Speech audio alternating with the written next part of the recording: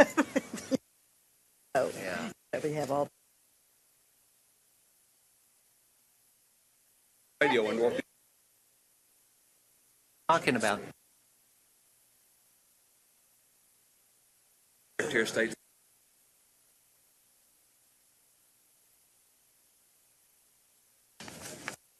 I guess it was kind of like SOS. Very well.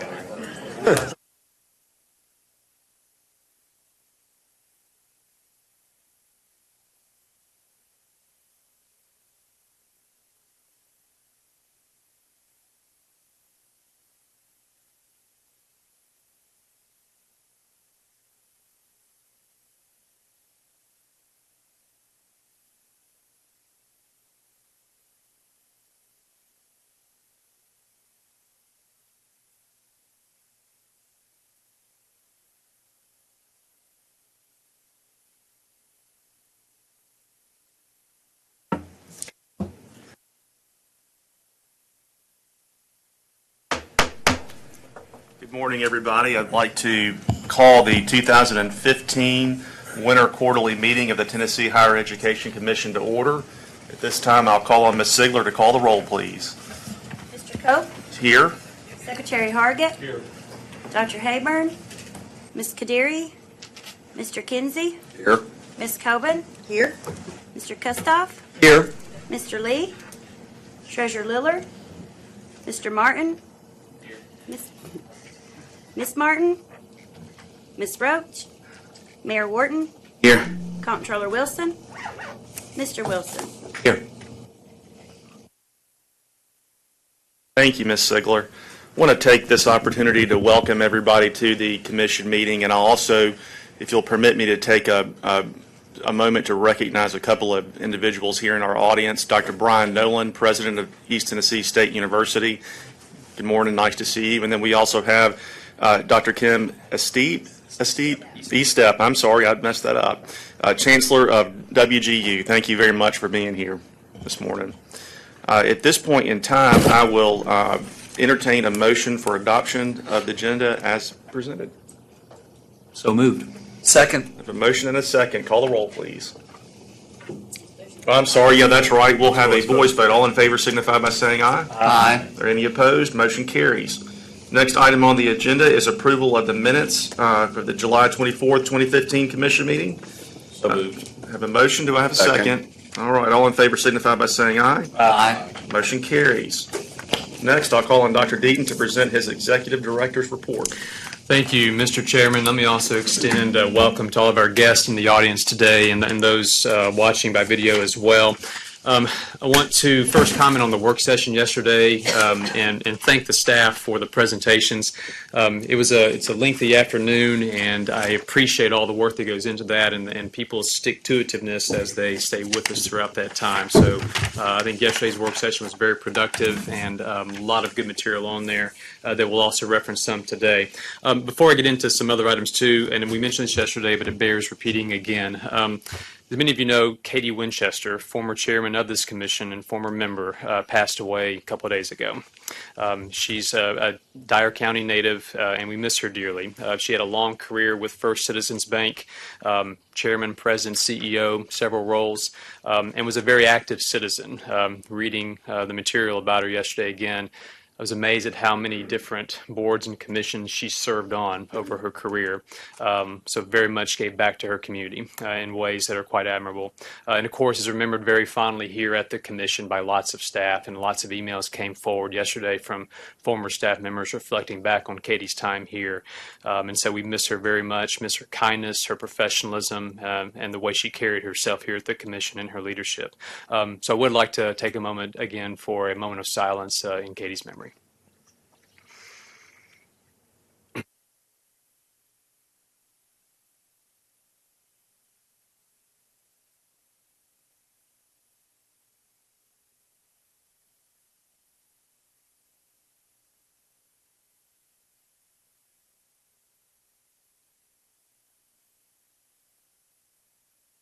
Thank you very much. Let me now introduce a couple of new staff members here at THEC, and I hope they're in the room. I'll ask them to stand. Brett Gibson, who is Not in the room, I don't think. There he is back there grabbing coffee. Brett's joined us as Deputy General Counsel for THEC, and Brett's past includes stints as a Metro Nashville police officer and detective, as well as academic leadership positions at Bethel University here at their Nashville campus. And so, Brett, we're very glad you're here and appreciate the work you're doing for us. Let me also introduce Taylor Odell, who may be there in the back there. Taylor just joined us as a research analyst in the PPR division for THEC. And Taylor has undergraduate degrees from UT Knoxville and is now working through a master's at Vanderbilt, where he hopes to pass his current fall course, if he gets his act together, taught by yours truly. Just kidding. Taylor, welcome. Glad you're here with us as well. It's also, this was in the update a few weeks ago. I want to recognize publicly, Pam, come on in. Yeah. I want to recognize Tom Morrison as a recipient recently of the 2015 by the governor and the Department of Veterans Services, the Veterans Employee Honoree across state government. Is Tom in the room with back there? Yeah, Tom, yeah keep standing, Tom. Tom was one of 5 honorees across state government. Tom served for many years in the U.S. Navy and has been at Austin P and here at THEC for the last 16 or so years, I think, Tom, and runs our Veterans Services Division, and has a very distinguished record of service both to the country and, of course, to Tennessee higher education, and makes a lot of our efforts go very seamlessly, from Veterans Services, GI Bill benefits, the Vets campus designations you read about in the update. And again, Tom was one of 5 honorees across state government. So, Tom, congratulations, and thank you for that.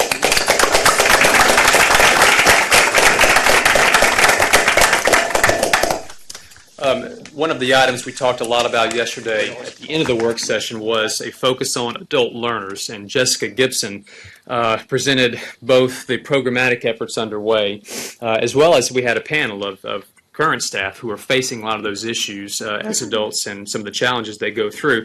Part of that effort is a very coherent and comprehensive suite of activities that we have focused on adults.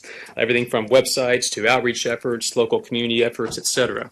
All of that is resulted in an announcement I'd like to make today. The Council for Adult and Experiential Learning, CALE, is the acronym you'll hear us refer to often.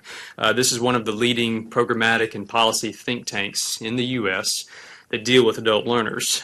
They have announced recently that THEC is the recipient of their 2015 CALE Institutional Service Award, which they give out annually to an institution or an organization that provides or facilitates creation of outstanding programs and services for adult learners. So THEC today is receiving that award, and Jessica is currently in Baltimore, probably giving her speech right now to accept that on behalf of THEC. So we're very happy about that, and hopefully that's another step of many towards serving adults much better across the state in pursuit of the drive to 55.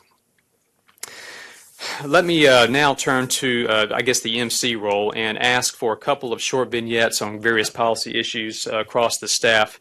I want to start by asking Tim Phelps and Jason C. to come to the podium. Tim Phelps, both of these individuals are with THEC, our sister agency. Tim runs the Grants and Scholarships Division of THEC, and Jason is in the Outreach and Communications Division of THEC.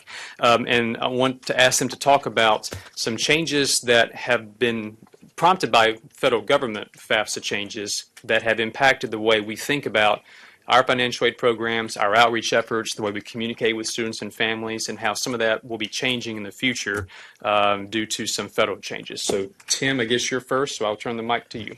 Yes. Thank you, Dr. Deaton, Mr. Chairman, Commission members.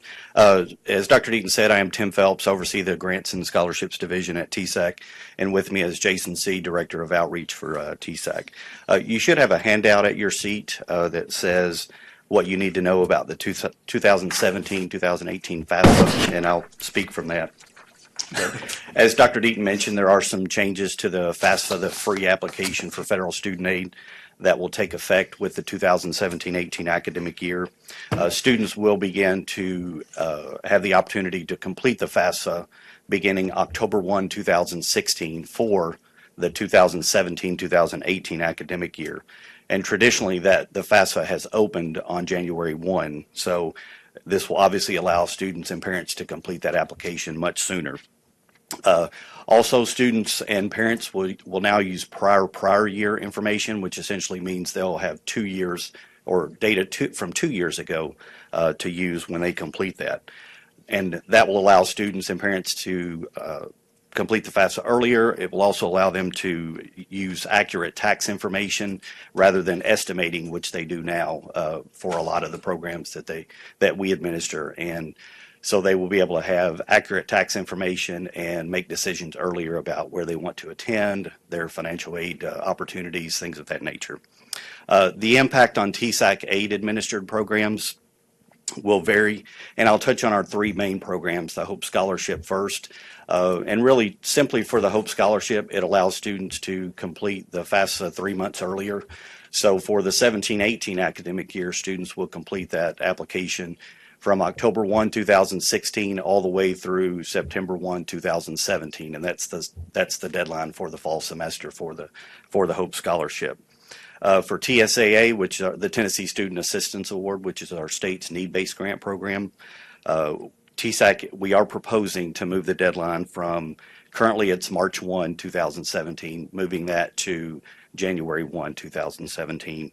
And for the Promise, we're also considering moving the application deadline from February 15th to January 1, 2017. And I will mention that these are all proposals at this point. We've asked for input from a lot of different sources, the financial aid community, the independent colleges, the partnering organizations that we work with to help administer the Tennessee Promise. So we have a lot of input, or receiving a lot of input from the organizations before we make a final decision. Outside of TSAC administered aid programs, there will be impact on institutional scholarships. That would really be determined on a campus by campus basis. So each institution will make their own decision about, do we need to move deadlines up for institutional aid, or do we just leave it? Do we leave it? And finally, this will impact TSAC's outreach activities that we have, and I'll turn it over to Jason to let him speak on that. All right, thank you, Tim. Good morning, everyone. Dr. Deaton, you said 35 minutes, right? Take 40. Go ahead. Take 40. All right, gotcha. Well, guys, it's an honor to be here to present a little bit about TSAC outreach and what my team and I do. One thing we do throughout the year for all high school students, but specifically working with that high school senior population, is we try to educate parents and students about financial aid, how to apply, what are the deadlines, and what the necessary applications are. So as you might imagine, with this change with the FAFSA timeline, this is impacting, the high school world, this high school senior timeline as well. And on the that front side of the what do you need to know about the 17-18 FAFSA, if you look at the grid at the bottom of the page, currently working with the class of 16, we're presenting a lot of our financial aid workshops now during the fall, between August and December, preparing these students and parents by, again, educating them the difference between a scholarship versus a loan. I mean, a lot of you right around the table and all of us in here that work in higher ed, a lot of students and parents don't know the basic difference between a scholarship versus a loan or a grant or a loan. So, here in the fall is when we're working and speaking at high schools and trying to educate them about, what financial aid is, what the deadlines are, and then specifically about completing this free application for federal student aid as well. And then in January is when we typically turn our attention and actually do FAFSA workshops. I mean, guys, you would think that doing a FAFSA is equivalent to going in for a root canal for a lot of parents and students, and it is. And for now 4 or 5 years, my team and I, and a lot of the financial aid offices across the state have now started doing FAFSA workshops where we'll go to a high school, or perhaps students may come to a certain designated campus where they will receive hands-on professional assistance completing what again is can be very intimidating to a lot of our parents and students, and specifically those first generation college families. So as we, I guess, shift and look at the class of 2017, what will change is now those financial aid presentations we'll want to do more in the spring as these students are rising seniors, right, to prepare them, well, here's the things that you need to be doing as you return to your high school campuses in the fall. And then specifically between October and December of next year is when we'll now shift those FAFSA workshops so that we allow our students the opportunity to take advantage of, the Tennessee Student Assistance Award program, our Tennessee Promise program, et cetera, et cetera. So that's just some of a timeline shift that will be impacting my team as well as seniors across the state of Tennessee. There's several of us that had the opportunity last week to present at the annual Tennessee College Access and Success Network Conference. And one of the sessions that I was fortunate enough to lead was about the changes with the 17-18 FAFSA. And to a point that Tim was making, I don't know how many of you have actually done a FAFSA before, but, essentially how the FAFSA is as of today, how it will still be in January, this one last time in a sense, is I refer to it, I believe, Troy, as a two-touch FAFSA, if I'm not mistaken, where, guys, understand, parents and students have to submit that FAFSA in January, generally speaking with estimated tax information, and then they have to return, say in March or April, to make corrections, right? So two touches, okay? This shift to prior tax information, this will allow our students basically to do a one-touch FAFSA come October, all right? Meaning they'll do it one time, they'll upload their 2015 tax information, and then they should be done until the following year where they'll have to do the FAFSA again, right? So instead of having to go in and touch that FAFSA twice, they'll only have to do it once, and I think that's huge. Dr. Deaton and I spoke a little bit this morning, and another thing, from a verification perspective, right? A lot of, or I shouldn't say a lot, but some students are selected for what's called FAFSA verification. For many of us in here, that would be no issue. But again, for our families, specifically those first generation, that's one extra step that they have to go through with this shift to prior tax year information. We're hoping that maybe verification is cut down. I want to say cut down as opposed to eliminated. And two, it'll give us longer as practitioners to work with these students to help them with that verification process throughout the spring, since ideally they'll be doing the FAFSA in the fall. So again, a lot of positives we feel with this move, and we're excited that it's coming down the pike, and we're just trying to prepare for it here internally at THEC and THEC. So that said, Dr. Deaton, is it fair to open up questions? Any questions for Jason or Tim? Work with him. He doesn't. Felt some enthusiasm. And this is before he's had coffee this morning. Yeah, one quick question, and you may have already said this, but our programs will automatically conform with the prior, or do we have to change rules? Do we have to do any work? Essentially, you're speaking specifically about your institutions, I assume. I'm really talking about the state financial aid the state, programs I'm sorry. that are income-based. Yeah. Yeah, and good question, Chancellor Morgan. Essentially, there's no rule or statute that we use prior year. We accept whatever the information the student reports on the FAFSA, so Perfect. it would be an automated process for us. So. Would have been easy for us to probably take the prior year action by the feds and just kind of, but I want to credit Jason and Tim, Troy Grant, who I think is behind me, he just left, Troy's up there, and Diane Lejean, who's in the back corner, who's with TSAC Outreach Communications, for sort of being proactive in this and saying, here's a change, we ought to react somehow. It'd also be easy for us to rest on our laurels and say we have very healthy FAFSA completion rates, healthy college-going rates. This is a chance to push that ball further. And so I want to credit the four of them and others for being very proactive in thinking about how to alter what we do to take advantage of that federal change. So, yeah. Any other questions for Jason or Tim? Thank you, Tim. Yes, thank you. Thanks. Next, ask Emily House, who is in our policy planning and research area, to quickly go through some slides that deal with the migration of our graduates. We've often talked about Once folks graduate with a bachelor's or associate's degree, where do they then go? Are they in Tennessee's economy or not? And I'm sure she'll say this, but the new P20 data system Tennessee has now allows us to do analyses like she's about to present to you. So, Emily, the floor is yours.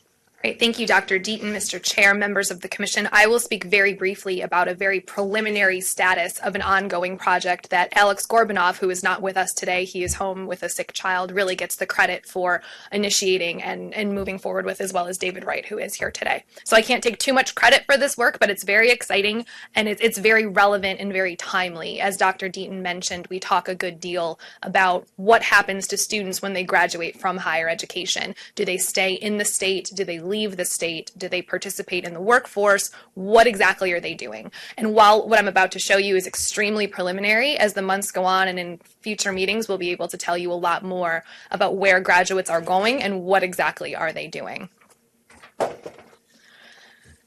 So basically what I just said, the questions that we're addressing in this study are, as stated on the slide, who are those who stay in Tennessee? And how does that break down by in-state and out-of-state? So, for example, if a student comes to a university in Tennessee from another state, do they stay in Tennessee post-graduation? Do they go back to their state of origin? And what do they do? Do they pursue further education, graduate degrees? Do they participate in the workforce? Do they do some combination of both? So who stays and who goes, to put it very crudely? We are looking at a sample of graduates from the classes of 2011 and 2012 from both community colleges and public universities. At this time, private universities and TCATs are not included in this sample, but they may be as time goes on, and that may change the story a little bit.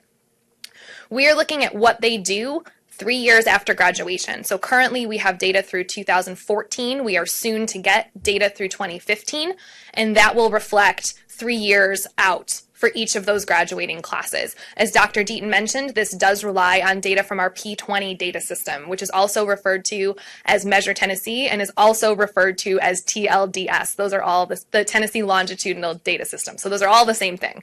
And what this is a data system that links up K-12, higher education, and labor force data. So a student can be tracked throughout that process, and that is the data that we are using to determine who ends up where and start to get a sense of what are they doing. So looking at all graduates from those 2 years, there are about 56,000 graduates from the classes of 2011 and 2012. About 70% are bachelor's grads, about 30% are associate's degree grads. Of these graduates, about 80% stay in Tennessee. Now, this is all graduates, those who are native Tennesseans who are domiciled in Tennessee, as well as those who come into Tennessee from out of state. I'll break that down in a second, but right now this is everybody. Approximately 80% of them stay in state, and about 20% of them leave the state.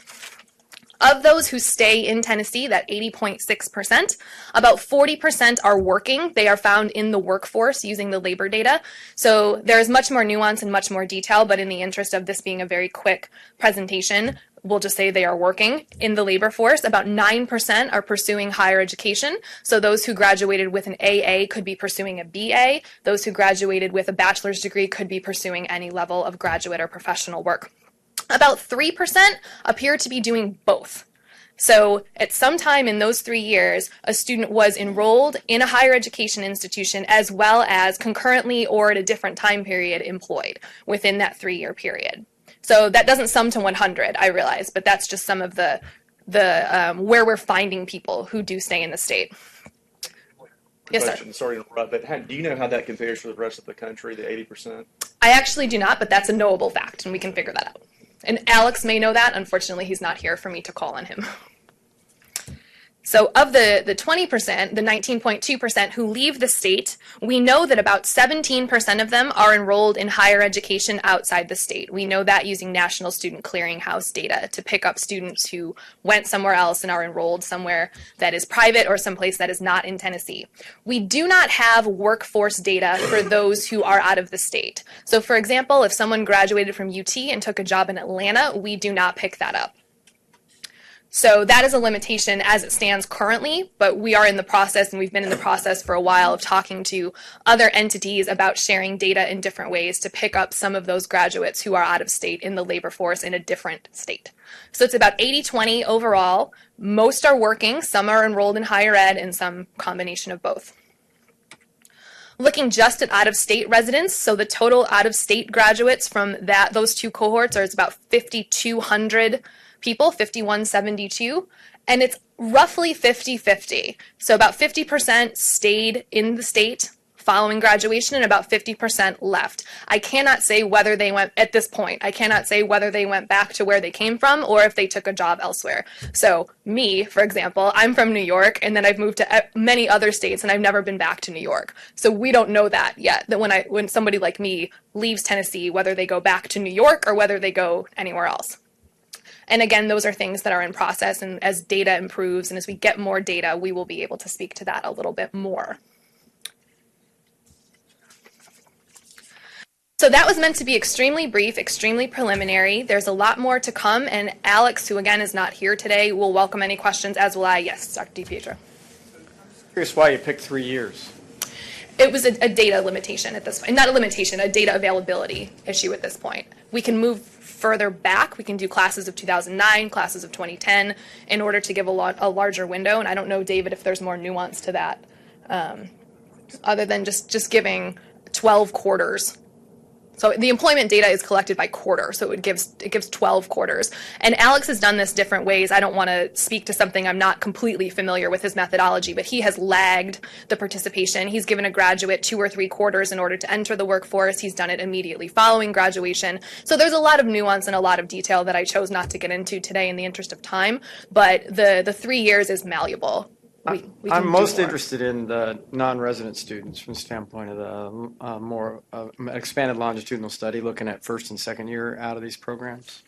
Sure, and as the data will permit, we can go as far back with the graduating class to thereby go as far forward into the workforce as possible. So as this moves forward, we will absolutely do that. Thank you. Is the data available for individual institutions? It is. Okay. It is. So Alex has done very, very preliminary cuts by institution to see who's going where, and I do not have that in front of me, but I'm happy to share that currently as it stands currently, and I'm happy to share that as he progresses, I shouldn't just put it on Alex, as we all continue to work on this and see what that looks like by institution. Questions for Emily? By the way, this PowerPoint and all the PowerPoints we've done yesterday and today will be on our website, if not today, tomorrow. So, all right, Emily, thank you. Next, let me ask David Wright to give you an overview of some events that are coming up in January that deal with higher education finance and its continual study. Thanks, Dr. Deaton. The Commission. This is just a brief save the date announcement. As many of you likely recall, one of the recommendations in the master plan had to do with scheduling an initial and then hopefully ongoing conversations about further alignment of finance policy to include issues such as the out-of-state, in-state question, new approaches to fund capital and innovation. What do we do with our existing array of financial aid programs in light of promise and, if anything? And also the funding adequacy, the shared responsibility type of question, which we've talked around but haven't really, I don't think, put to bed yet. And so we have, once again, called on our friend and colleague Dennis Jones to help facilitate some of those conversations, and we've identified the dates of January 13, 14, and 15. January 13, the West Tennessee discussion will be hosted by Jackson State Community College, Dr. Blanding there. On the 14th, we'll be at UT Chattanooga. Dr. Angle has agreed to host us there, and then on the 15th, which I think that's a Friday, we'll be here. And we're going to keep the round table, the people sitting around the table, pretty small, dozen to 15 members each, so that there will be, everyone will have the ability to share. Dennis, we are just beginning to talk about what those agendas will look like. If there are certain issues that you want to make sure that we bring up, of course, you'll have the ability to do that if you're invited to be a roundtable participant, to bring those up. But if you want to give us a heads up, we'll make sure we build that into the actual dentist's list of prompts. We've got a soft list of who will be invited to attend each session, but suffice it to say there will be workforce or employer representation, student body leadership, institutional and system leadership, legislative, governor's office. I don't think I'm leaving anybody out, but essentially we want to get good representation, sort of regionally focused on, depending on the host institutions.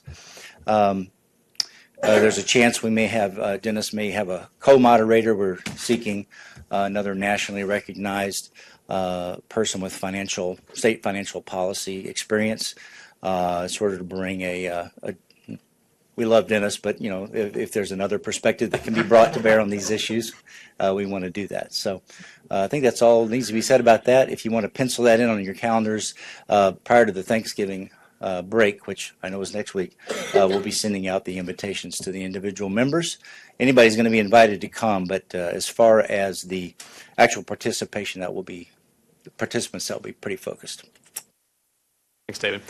Mr. Chairman, finally, I want to ask Kate, Derrick, and David as well to reflect on, this is a document in front of you now, a bit of a year in review for policy activity here at the Commission and THEC. It's been a very active year, and we just wanted to distill all that into a document that's before you now. And I want to ask them just to very briefly kind of just give some highlights of the past year as we reflected on our work. So Kate and I will be speaking from this document here. I think most of you have it. I think this is the first time we've actually done this formally, at least in the 9 years that I've been here. And as we wind into the holiday season, which, again, starts next week, you sort of get into a reflective mode, and I know I do that personally, and as a commission staff, I think we're in that, and I think it's a good thing to do. Good news is it's been a busy year full of a lot of accomplishment, a lot of achievement, and rather than going through the individual items, I just wanted to say I think not just the number of things that have been accomplished, but the significance, the policy import of those things is what's remarkable. We do a lot more than just minding the store and carrying out our statutory responsibility. I think it points to the fact that we have been at the center of a lot of really important conversations. I think it also speaks to the collaborative nature of what we do. Nothing on this sheet really is accomplished by THEC or THEC staff by themselves. We work with private, public, we work with employers, we work with higher education professionals, K-12, higher ed workforce, as you've heard already this morning. And I really think as I step back and look at our staff, having almost a decade in here and the experience at the national level looking at SHIO agencies across the country, I think it really speaks to a wide range of expertise in our staff and a lot of staff capacity. So I think you should feel good about your staff, and we're looking forward to an even more exciting year ahead. I think it also speaks finally to a culture of cooperation in Tennessee that I'm sure Dennis could speak about this, but it doesn't exist in every state, and I think we should be in this season of Thanksgiving very grateful for what we have here in Tennessee. Kate, if you want to talk about by the numbers. Yeah. So if you look on pages 3 and 4, we've sort of broken down 2015 by the numbers, essentially. So that's everything from the number of students that many of our programs have reached, the number of educators we've worked with, both in K-12 and in higher education, as well as the number of institutions that we've worked with. And I think it really gives us a chance to take a step back and look at how vast our reach is throughout the state. And I think it very much speaks to how many THEC employees and much of our staff works so hard and reaches so many folks throughout Tennessee. I think what's also really interesting is that it speaks to how much 2015 has really been the year of implementation on a lot of our work. Past years have been formulating, planning, in many cases securing funding for many of the initiatives, and 2015 has really been an opportunity to go out and start working directly with students, working directly with educators to make this work happen. And I think throughout both the timeline and the by the numbers, you see how much of it's aligned with our statewide goals for higher education, with the master plan and with the drive to 55. And on the last page too, you'll see a few places where we both have individuals on our staff that have been recognized for their hard work by external organizations, and kind of a brief sample of 2015 in the headlines. So how our work has been recognized in the media, both locally and nationwide as well, on a number of different initiatives. We have a few extra copies over there as well for anyone else, and it will also be posted on the website tomorrow. Thank Kate and David for doing this. David, our senior policy officer, and Kate Derrick, I don't know if I've said this yet, since the last meeting, she's now our Director of External Relations. And so things like this, things like media, publications, Kate is fulfilling that role for us now, and this was one of their brainchilds, and I wanted to bring it forward to you. So, Kate and David, thank you. Mr. Chairman, that concludes my comments. Great. Thank you very much, Russ, and thanks for everyone who presented. Next in our agenda, we come to the portion of our meeting where we like to recognize institutional excellence from our campuses in the state of Tennessee. And it's my pleasure to call on Dr. Taylor Amy from the University of Tennessee Institute for Advanced Composites Manufacturing Innovation. Chairman, thank you for that introduction. Commissioners, it's a pleasure to be here. Dr. Deaton, thank you for the invite. I'm going to start by sharing this observation. The world is changing mightily with regards to the research and innovation enterprise here in the United States and how things happen, especially how the federal government is looking to collaborate with the private sector and foundations in supporting large grand challenge kind of initiatives. So what I'm going to be talking about today is a very specific example of what we call a public-private partnership. It involves the federal government, it involves universities, it involves the corporate world, it involves our national lab, our very superb and fabulous national lab, Oak Ridge National Lab. And this kind of thing we're seeing more and more of as we try to drive the innovation agenda for the country. And it's something very special to participate in. It's very unique, and it's very, very exemplary. And we would not be standing here today talking about it if we didn't have the support of Governor Haslam with this initiative, with Commissioners Haggerty and Boyd. They were instrumental in this. And I am very fortunate to have senior leadership at the system and at the university who supported this from day one. So my boss, Dr. DiPietro was critical, Dr. Cheek was critical, Dr. Milhorn and Dr. Patterson, they were both critical. The UT Research Foundation was critical. We ended up going, Oak Ridge and the University of Tennessee Knoxville went after this institute, and we ended up winning this award, but we needed to use the UT Research Foundation to establish a 501c3 parent corporation to operate this institute. So all of this had to come together, and it's a very competitive world. This institute that we won, there was a national call for it. We don't know how many concept papers went in, but about 5 proposals were being considered by the Department of Energy. We ended up being one of 2 finalists for reverse site visits in D.C., and we were competing against the very best universities and other national labs and big corporations around the country. So the fact that we won this is a very, very big deal. In my world, it's a real big deal. I might dance a jig if you're not careful. So the foundation for what we do is driven greatly by our collaborations and our joint governance of and our collaborations with Oak Ridge National Lab, which is the finest Office of Science national lab in the 17 lab DOE system. And we have governor's chairs, distinguished scientists, joint faculty. I'm a joint faculty myself, joint institutes, these common PhD programs, many collaborations like the one I'm about to describe. We have the Cherokee Farm Innovation Campus that we're developing in Knoxville. And we've made significant investment in people and infrastructure at the lab that reflect our co-participation about activities out there. In the advanced manufacturing space, which is really trying to onshore all the jobs that left the United States over a 20 to 25-year period, we're trying to bring big data, computation, new manufacturing methods, new materials, advanced materials, smart manufacturing back to the United States to develop this ecosystem to support our basic industries. And the 2 that are most important to the state of Tennessee are aerospace and automotive. And we actually have in East Tennessee and a little bit into Central Tennessee a quite robust ecosystem in place already. It involves some of the things that are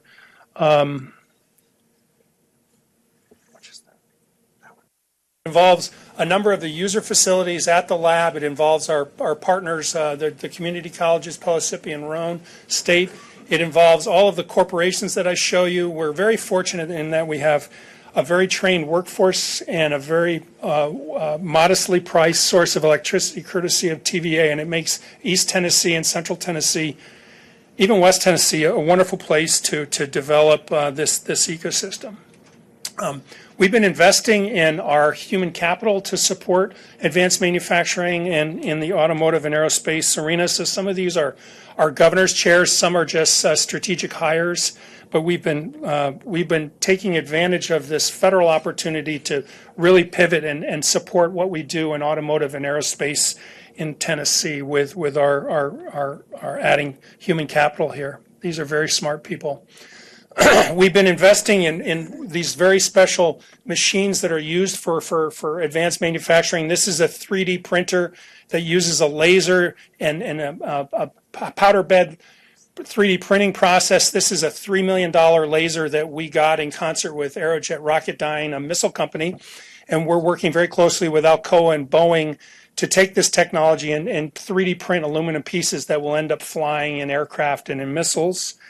This is actually located at the manufacturing demonstration facility at Oak Ridge, and this is actually our machine that we're running. There are only 6 in the world, so you can imagine what you can be doing with such a machine. The lab has been working very closely with Cincinnati Incorporated to develop this large, big area additive manufacturing 3D printer that prints composite plastics that are a plastic matrix with chopped carbon fiber as the polymer. They ended up printing the 3D printed Shelby Cobra. This is the Cobra here. This is in January at THEC in Clinton, and you can see in that picture, you can see the President Obama and Vice President Biden. We had to be careful about letting the Vice President drive the Shelby Cobra. It goes from 0 to 60 in about 5 seconds, so we had to hide the keys because we knew the Vice President would be asking to drive it. This network that I'm going to describe actually came out of the White House in 2010 and 2011. And the White House was working very closely with its Office of Science and Technology Policy. Many position papers came out. The president had a big press availability at the White House about advanced manufacturing. And this actual arm here is an arm that was made at Oak Ridge National Lab. It's an underwater robotic arm. So this was a big effort by the government to put federal resources into the mix. As of today, 7 institutes have been stood up. The first was at Youngstown State. Power America was at NC State.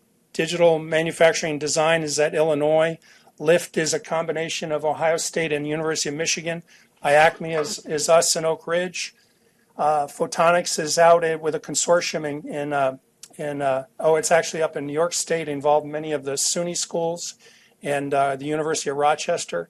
Netflix is it's not the television thing, it's flexible electronics, and that was with a consortium out in the West Coast. Many of these are DoD institutes. There are 3 that are DOE institutes, the Power America, IACME, and there's one coming on smart manufacturing. And so wherever you see the symbol for UT and Oak Ridge, we were involved in the conception of those proposals, deeply involved in those proposals. In the case of IACME, the Composites Institute, we were the lead. We're also involved in 2 more that are coming out, functional fabrics and smart manufacturing. So we're deeply integrated in this manufacturing enterprise across the national landscape. So we ended up winning this award. It's being operated by a parent 501c3 stood up by the Research Foundation. It's Collaborative Composite Solutions, and we have a board of governors. I'll show you a picture of them in a minute. It's a subsidiary of UTRF. It's incorporated here. It's headquartered in Knoxville. And this enterprise is about a $260 million enterprise. It's $70 million from the feds and $189 million from others, including $100 million new cash, much of that from the 6 states that are involved, but also from the major corporations. If I go back,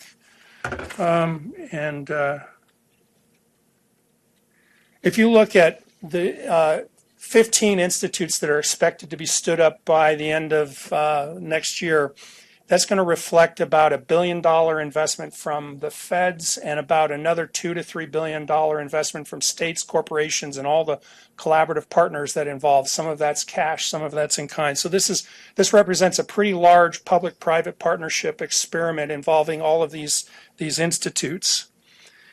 And they're all highly integrated. We work very closely with all of them. Our focus is on vehicles, using composites in vehicles, using composites in compressed gas storage tanks, and using composites in wind turbines. And so we're very focused on how to make composites faster, how to be able to recycle them, and how to have less embodied energy in those materials.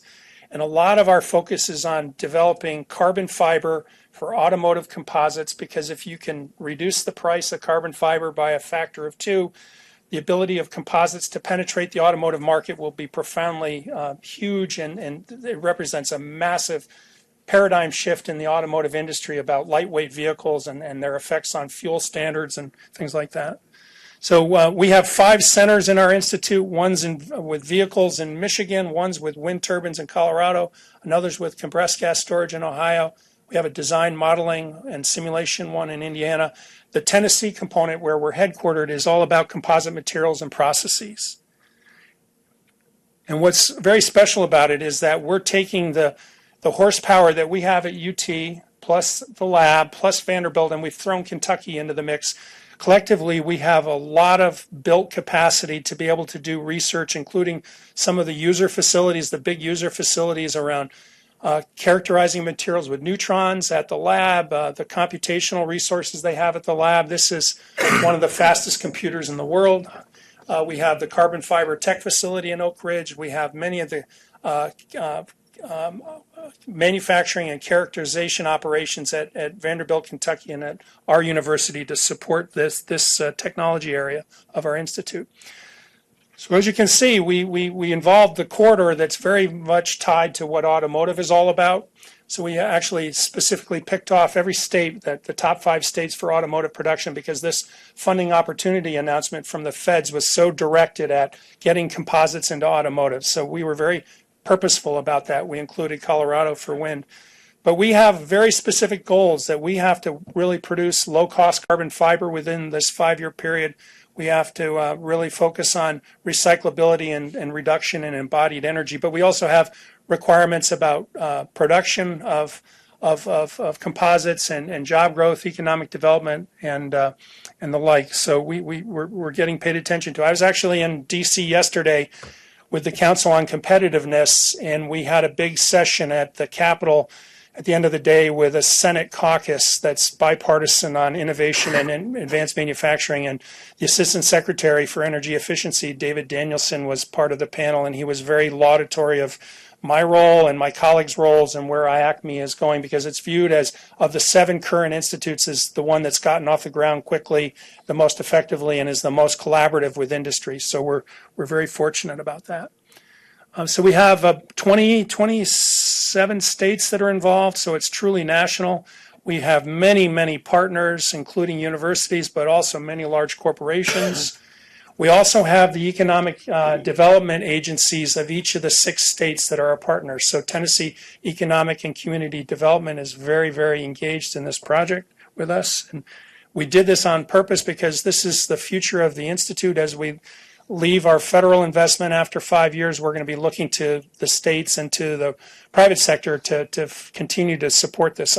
At the time of our being interviewed by the feds to be selected, a letter arrived at the Department of Energy from all 6 governors, both the 2 Democrats and the 4 Republicans, all saying that we would rather invest in this enterprise than fight each other to try and woo away a compositing firm or an OEM from state A to state B. They said, we would rather take our dollars and invest in this ecosystem than sit around and fight each other. And since we're investing about the same amount as you, Mr. Secretary, we look forward to working with you if you end up selecting this institute. They weren't saying be prescriptive, but they were saying we would collaborate with you, and that was very profoundly important for us. So we have a board of directors. Our major investors from the private sector and from the states are shown. We have some ex officio roles, so Oak Ridge and the UT Research Foundation are shown. I'm a co-chair of the board with my colleague Doug Parks from Dow Chemical, but we also have federal advisors working with us. We also have a very big program that we're developing around STEM and workforce and internships. We announced, the president came to Tennessee in January to announce this. That was a very special day. We actually launched in June, so we had a very quick negotiation period with the feds to stand up this institute. And a lot has happened, but I'm going to pick one. There are many things that have happened since June, and I'm going to pick one, and it's going to require a little bit of explanation. But Leisure Pools ended up, it's an Australian company, deciding to relocate their headquarters to Knoxville, create about 1,000 jobs, and obviously they're in the business of using fiberglass and composites to make pools. But they wanted to move to this part of the world because of Oak Ridge, UT, and IACME. And what's interesting is that they're going to create a subsidiary company, Orion Composites, whose sole purpose in life is to grow their business portfolio way beyond pools into automotive composites, aerospace composites. So the fact that they elected to move their headquarters and establish all of these jobs in East Tennessee is a direct effect of what we do well with Oak Ridge, what we do around this advanced manufacturing ecosystem, and what IACME represents, because it's a density of critical mass located in East Tennessee. So that's very profound. And we expect more of these announcements to be made over time. So if you invite me back in 2 years, I hope to have a lot more to say like that.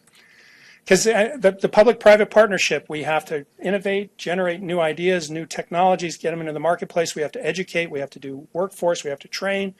But economic development is a big part of what we do. But I can't neglect this. We're in the business of educating undergrads and graduate students. But look at the number of undergrads. I'm sorry for the gender inequity here, but this is engineering. I apologize for that. But these are all the students that are actually deeply involved in IACME projects that we're doing at UT right now. It's pretty impressive since we just started these a few months ago. So look at that. This is our future. They're going to hopefully remain in Tennessee and work and contribute to our economy.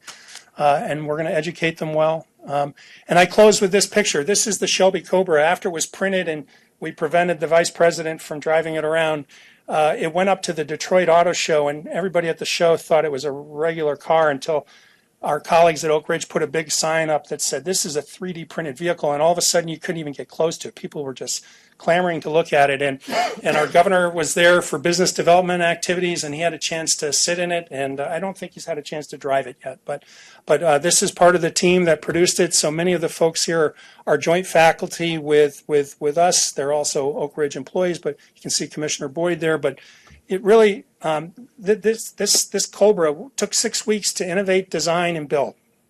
Talk about rapid innovation. And our undergraduates were deeply involved, and their participation made this possible. Our faculty were involved. It's a joint effort.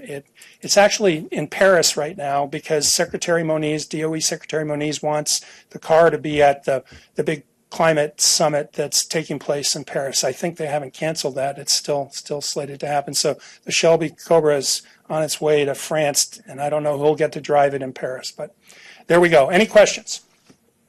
Yes, ma'am. How many companies like Leisure Pools are you talking to?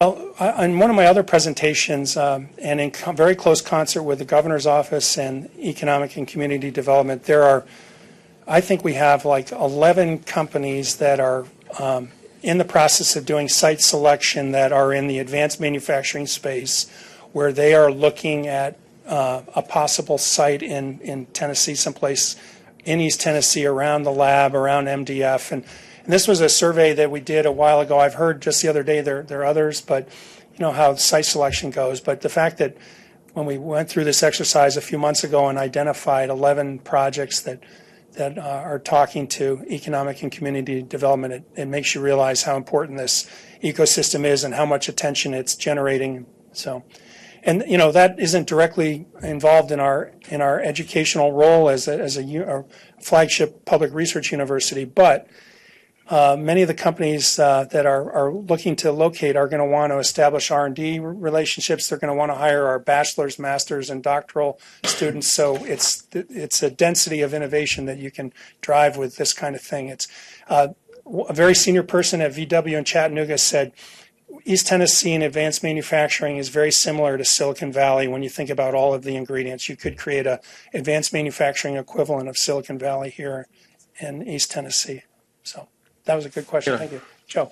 So, Commissioners and Chairman, there's only one problem with Dr. Amy, and that is every time he comes through the door and wants to do something, you got to figure out how to do it. I mean, really, he's that kind of person. So, he needs big praise and attribution from the standpoint that this wouldn't have happened without you, Taylor. He worked tirelessly. We navigated the political landscape very well between him and our government relations people in D.C. And this was a huge win because right down to the very end, it was tenuous, remember?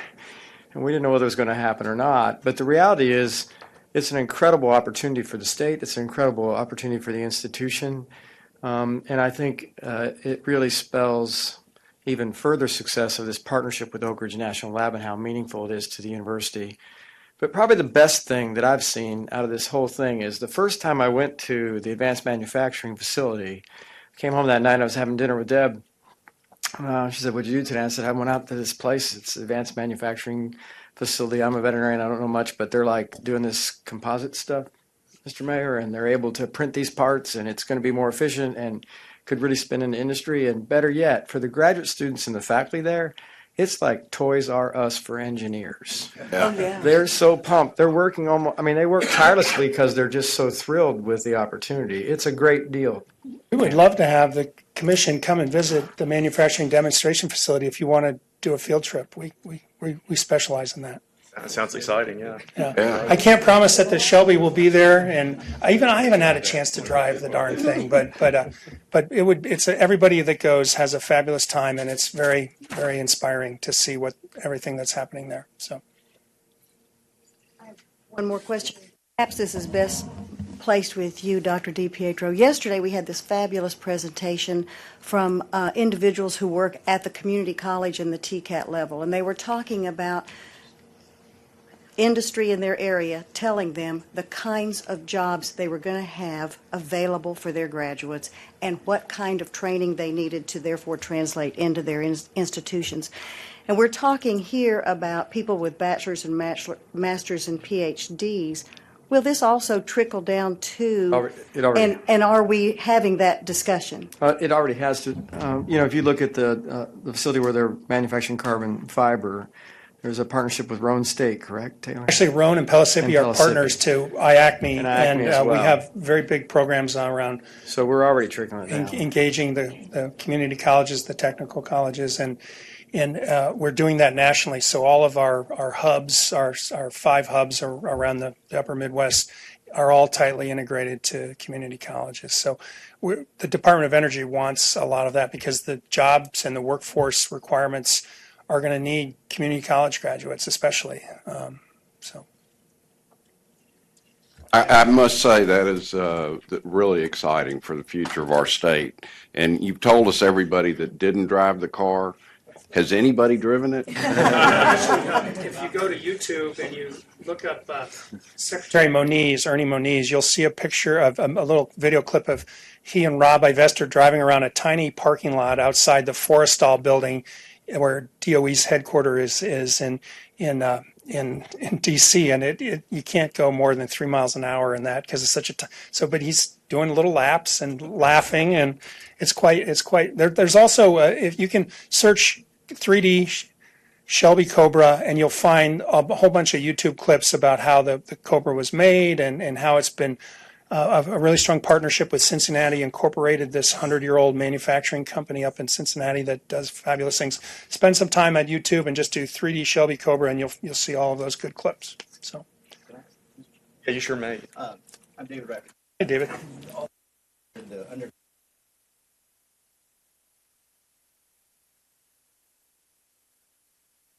As we think about advising students, Yeah. What should they do? I'd have to go back. Well, we can do that. We can do a little sample analysis here. So, material science and engineering, mechanical, aerospace, and biomedical engineering are probably the two departments that are most prominently featured. Yeah. And most of those faculty that we are hiring are either in material science or mechanical and aerospace. And our automotive and aerospace thrust in the College of Engineering, Wayne Davis's college, are located mostly in mechanical and aerospace. So. But it sounds like that could be expanding exponentially. We've had a lot of conversations with VW and with Boeing and Lockheed, and they're all very aware of what we're doing. And they've asked that we more prominently feature our thrust areas around automotive and aerospace. So the college is pivoting to be much more reflective of that. Even though we do it, we just don't tell the world well that we're doing that. So we're going to fix that.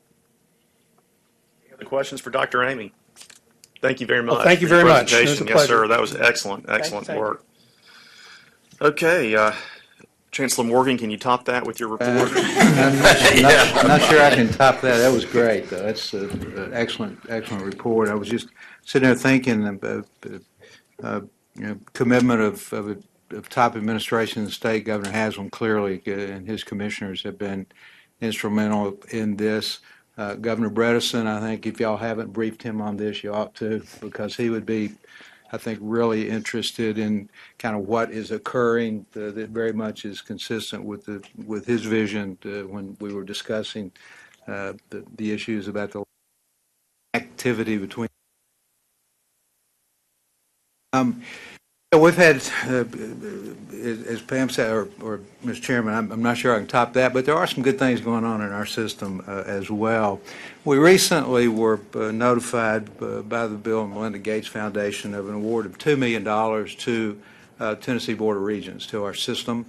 And the great thing about this $2 million, and it's over a 3 or 4 year period, as I recall, is it's funding to support the things we're already doing, as opposed to funding to support some new initiative that frequently is the case. But they are very enamored and engaged in our efforts to increase graduation rates, especially among first generation students, low-income students. So what this does is allow us to move forward on taking our system-level initiatives to scale, particularly around co-requisite remediation, our guided pathways, and other initiatives that are underway. I think, as we all know, it is one thing to identify interventions and initiatives and pilot those. It's a whole different thing to take those to scale across a large system. So this funding will go a long way toward helping us continue that process as we seek to do that. One of the ways we do that and take ideas to scale across system is through what we call completion academies, which is a technique that really Complete College America, I guess, first pioneered that type of approach. But bringing teams from institutions together. In this case, we've just completed our Fall Completion Academy. It was held at Lake Widgewagon, but I did not know this, but there's a great conference center out at, that's the YMCA, or the Y Camp.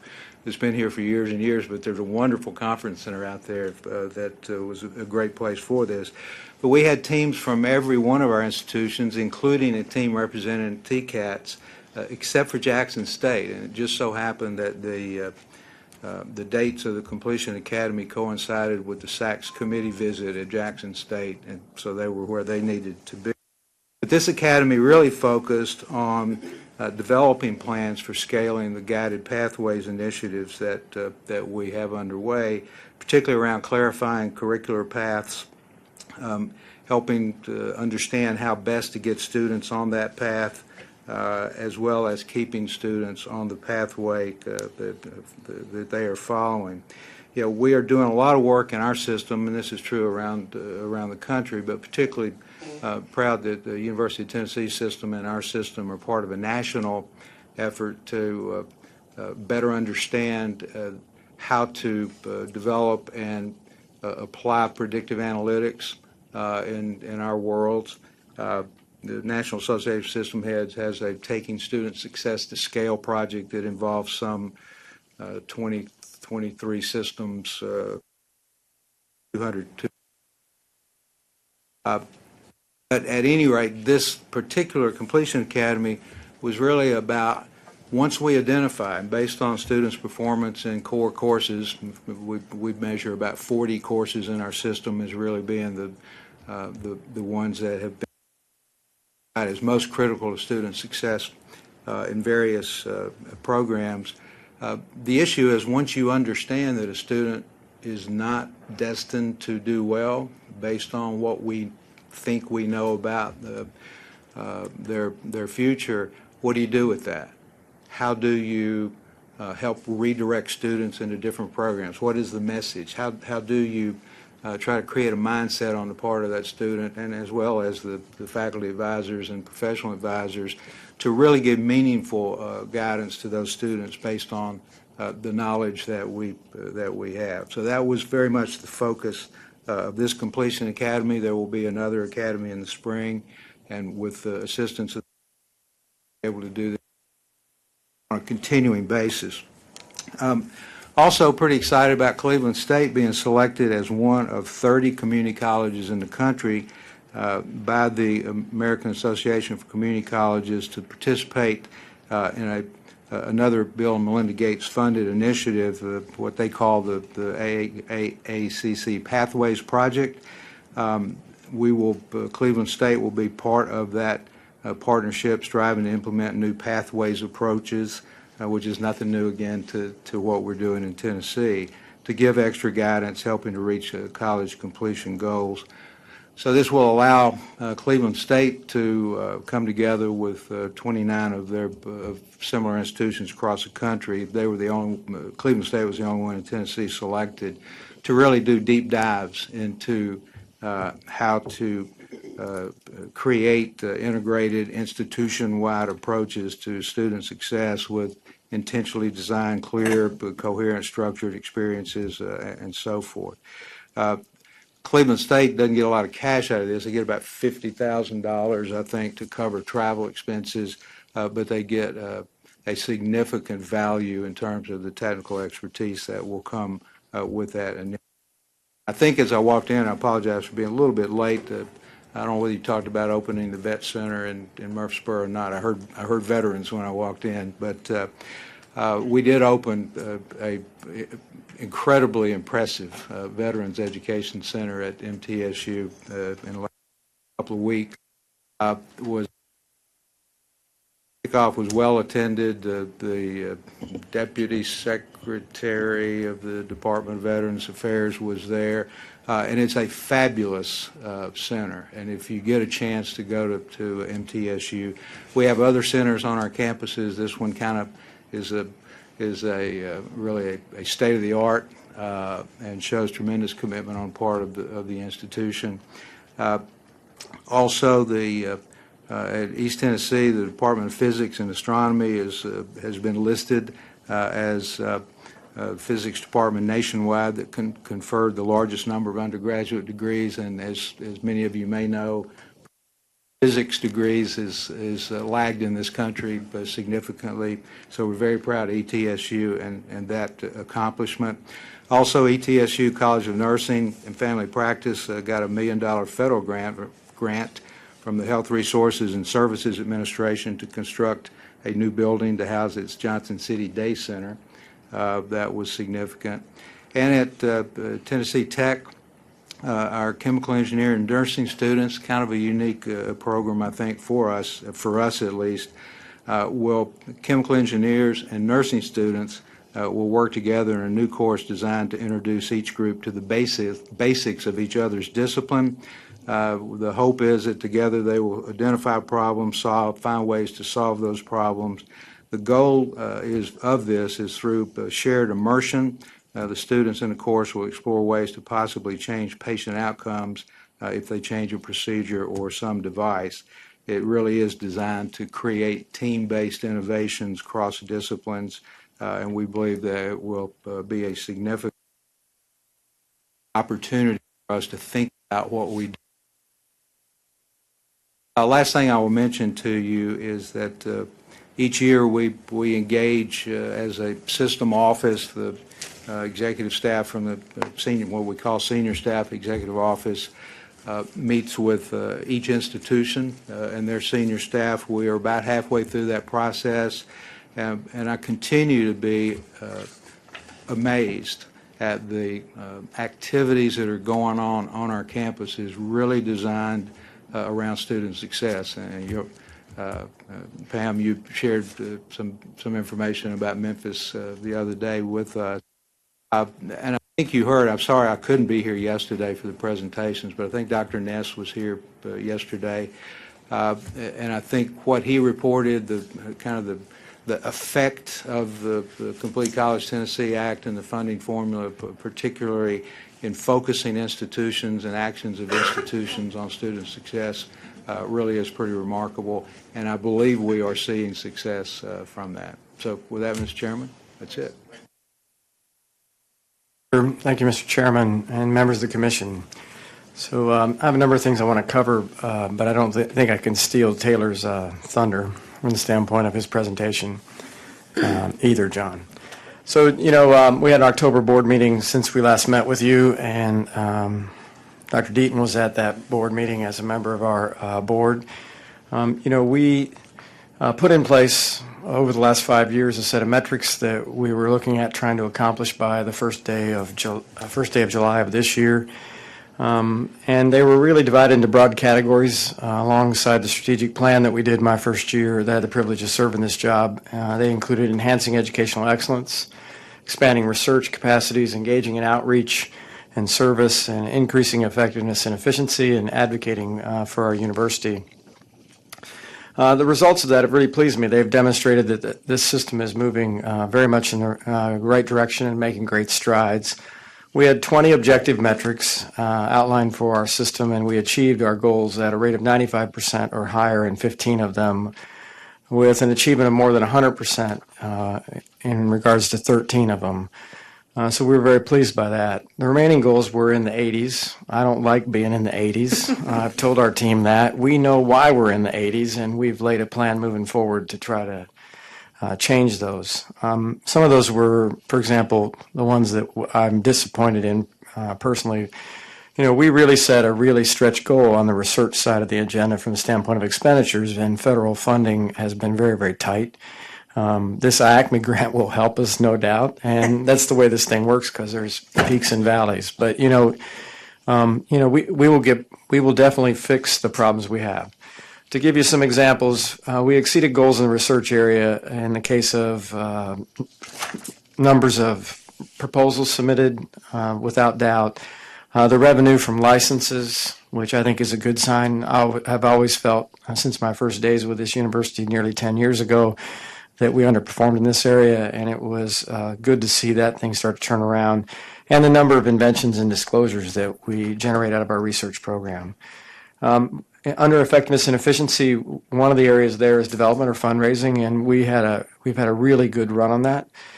We exceeded goal there by nearly 100%, with a record $303 million being raised last year. So our development team is knocking it dead. There are a few major gifts that helped us along the way, but and it'll be challenging moving forward to do 15% per year on top of that, but that's our goal coming up. If you look at educational excellence system-wide, we achieved 98% of our goal for increasing the six-year freshman graduation rate. We saw an increase in retention of full-time freshmen and total numbers of degrees awarded in the academic year. Under outreach and engagement, we increased our number of participants in outreach and engagement activities by more than 15% and increased the overall number of alumni who donate over a 3-year period by 17.5%. The full report's available on our website or October board meeting materials via that link at tennessee.edu homepage. I wasn't able to be with you yesterday. We just completed a workshop with our board yesterday. The focus of that workshop, you've heard me talk about the sustainability of our budget, our taking a look at the future for us over a 10-year time frame, and the total amount that we thought a gap would be out there at 10 years was around $350 million. in a single year. Yesterday was an update. We spent the entire day with our board briefing them on the steps we've made to close those gaps in the first year of a 2-year run here on that 10-year time frame. I'm happy to tell you we've made amazing progress from the standpoint of either things we've completed in trying to close these gaps over time, or things that we have in process that will allow us to do it over the next couple of years. Probably the biggest challenge and difference since the last time I talked to you is we've decided we would close our salary gap for our faculty and staff from the standpoint of the market analysis we did in year one. From instead of floating it over a 10-year time frame, we're going to try to close it in 5. People are our most important resource. We would just be bricks and mortars without them. If we didn't have graduate students like Dr. Amy showed you, or people like Dr. Amy with us, we're in big trouble. And so we've made a commitment to double down on that, and our units are hard at work doing it.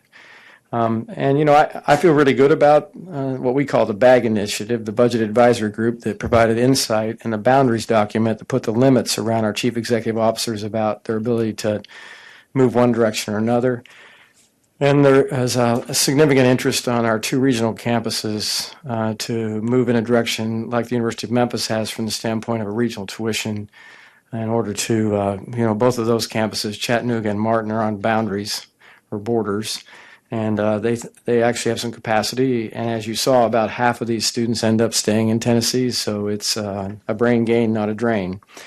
In concert with what Taylor mentioned recently, you know, it's always been anxious for me when you get a short announcement to be at a meeting at the White House.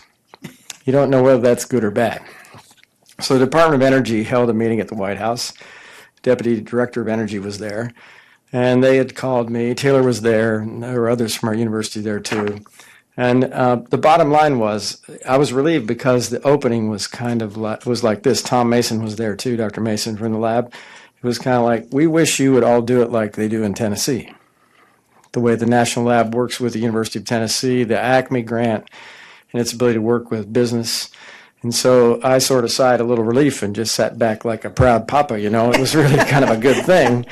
And they mentioned a couple other national labs that are in this category, but there's a lot of anxiety at other areas or other places that have relationships with labs about the transfer of technology from the lab, or the ability to get to the lab and do the kinds of things that ACME's doing. That is working with industry to figure out how to make that auto part better and more efficient and effective and at less cost. And then the other part, too, was about universities and being user-friendly with companies from the standpoint of, you know, we're now in an approach where open innovation is what most companies are thinking about from the standpoint of tying to a great land-grant institution like UTK. And we were also ahead from the standpoint of relationships with companies like Eastman and others that we already have in place to do that kind of thing. So it ended up being very positive. A few things that are happening across the system. We did break ground for the Mossman building, which is the science building that will house microbiology, biochemistry, cellular and molecular biology, psychology, and nutrition at Knoxville. We appreciate the state's support of that building. At UTC, we've just named a new dean there. Chancellor Engel has appointed Daniel Pack. He currently serves as the Mary Lou Clark Professor and Chair in Electrical Computer Engineering at the University of Texas at San Antonio. He is an expert in robotics, computer vision, and unmanned systems. He'll tie nicely to the efforts at the SIM Center, and Chancellor Engel has goals to strengthen that program tied to the SIM Center and the engineering program at UTC with his appointment. UT Martin was named as the top 50 most affordable online degree programs by Affordable Colleges Online. And over at Memphis, we've had a remarkable announcement in the last week or so of a $40 million gift that's anonymous to support the transplant programs there at Memphis. So it will clearly underpin Dr. Eason and the rest of the team there, and it's a remarkable transformational gift for that program. And at my good old home, the Institute of Ag, I'd be remiss if I didn't mention Dr. Don Tyler. He's a champion for sustainable agriculture. He's the the godfather of no-till ag. For those of you who know about agriculture, that Tennessee is world-renowned for, from the standpoint of what we've done for rural America and the farms across the United States that are in the row crop business. He was honored for his research and outreach contributions in that area. He's well-deserving, and we're very pleased by that. With that, that concludes my remarks. I'd be happy to answer any questions you might have. Any questions for Dr. DiPietro? Would you repeat the name? And you just spoke of from Don the school. Tyler, Dr. Don Tyler, Tyler. Yes, we do. Every other summer. It's the hottest day in July, and it's the hottest breakfast I ever go to. It's 7 o'clock in the morning at Milan, and it's always sweaty. Thank you for that report. Next in our agenda, we move to the portion where we consider our action items. The first action item before the commission is item 1A, which is post-secondary education authorization. I will call on Dr. Stephanie Beller-Chase.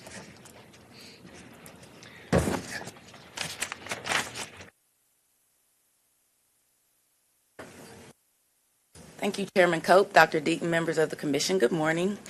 The institutions listed in Section 1A1 and the new programs listed in Section 1A2 have been reviewed and recommended for approval by the Post-Secondary Educational Institution Committee. Questions? Oh, go ahead, sorry. Yeah. It's on page 3, the Iron Yard. How long has that institution been around? I have to admit that's one I've not heard of before. I believe they had been previously operating, and then they found out that they needed to be under us. I don't know how many years, but they do some type of computer work. And I believe they have a relationship with somebody in state government. What does that mean? There's a state entity that is working with them and using their programs for innovation. Okay. I forgot the name of the state entity, but I think that's how they found out they needed to be authorized by it. Much more acceptable description. I breathed a sigh of relief myself right there. Yeah. All right. If I could comment too, there's a committee on post-secondary education institutions that meets about, every 3 or 4 weeks prior to this quarterly meeting every time. That reviews all of these in a lot of detail and goes through the heavy lifting of this. So these have been very well vetted by that committee.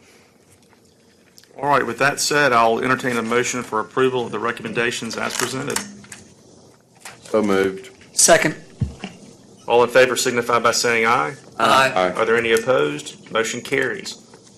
Next, item 1B, new academic program for the University of Tennessee at Knoxville, Master of Laws. Call on Ms. Betty Dandridge Johnson for this item, please. Thank you, and good morning, Chairman Cope, Dr. Deaton, and members of the Commission. I direct your attention to agenda item 1B in your notebook for the new academic program approval request from the University of Tennessee at Knoxville. The University of Tennessee College of Law proposes to offer a Master of Law that will concentrate exclusively in business law, preparing foreign educated lawyers to better advise their business clients. The college currently has a well-established concentration in business law. Students will complete the program in 1 year and may be eligible to sit for the state bar exam, provided that they have satisfied all other requirements. The proposed program aligns very well with the university's strategic plan, Ready for the World, which will also benefit the college's domestic students by exposing them to diverse legal and cultural perspectives. Enrollment projections for the proposed program are based on existing relationships with prominent law programs both in China as well as Australia, and will focus its initial recruitments in these countries. Students will have access to services and support from the university's international house. The college does have the capacity to enroll up to 20 students with no new faculty, and the tuition generated will cover all expenses associated with the program, with additional revenue to be allocated in concert with institutional policies. Lastly, the college has obtained ABA acquiescence for the program, meaning that the American Bar Association has no concerns about the impact of this new program on the current JD program. The program proposal has undergone a rigorous campus and board review with Katie Haas' assistance, as well as the required external consultant site visit. UT approved this program at their October Board of Trustees meeting, and the THEC staff recommends approval of this program. I'll be pleased to answer any questions. Questions for Betty? What is the pleasure of the commission? Motion for approval. Do we have a second? Second. Have a second. All in favor signify by saying aye. Aye. Are there any opposed? Motion carries. Thank you, Betty. Next on the agenda is item 1C, where Dr. Russ Deaton is going to walk us through the 2016-2017 operating state appropriation recommendations. Russ. Sure thing. Thank you, Mr. Chairman. And I'll actually ask Crystal Collins and Stephen Gentile to give an overview of what was discussed yesterday, but also suggest we do these, as you indicated, one by one, even though they are a package budget recommendation, taking them up one by one as action. Yesterday we did go through a very thorough presentation of both the background financial data and where the landscape is, and also the composition of these recommendations: financial aid, tuition, state funding, and capital. And I would just say, to segue to Crystal now, these are really grounded in improving affordability, both improvements to the state's need-based grant, as well as what we think is the lowest tuition recommendation that the staff have ever recommended to the Commission for approval in quite some time. So with that, Crystal and Stephen, I'll turn it over to you for just the highlights. Thank you, Dr. Deaton, Chairman Cope, members of the Commission. Good morning. As Dr. Deaton just mentioned, yesterday afternoon we went over in great depth and detail the following three agenda items. I'm going to start with agenda item 1C. This is the operating appropriations recommendation for 2016-17. We are recommending $40.9 million in new recurring dollars to fund our outcomes formula units and our TCATs. That's $37.5 million for the formula units like the community colleges and the universities, as well as $3.4 million for our Tennessee colleges of applied technology. This represents a 4.7% increase in appropriations from 2015-16. This is in line with previous recommendations that we've made as far as increases over previous years. We're also recommending about a $28.6 million increase for the TSAA Financial Aid Award. Again, this is our need-based grant here in Tennessee, and what this will allow us to do, it will actually increase our appropriation for this need-based award over $100 million for the first time in the history of the award. It will also allow us to touch about 1/5 of the students that aren't currently receiving aren't currently receiving this award. So about an additional 16,000 students would be able to receive this need-based award for them to go to college. We're also recommending $15.7 million for our non-formula units. And just as a reminder, our non-formula units are our ag units, our colleges of medicine, and our other public service institutions.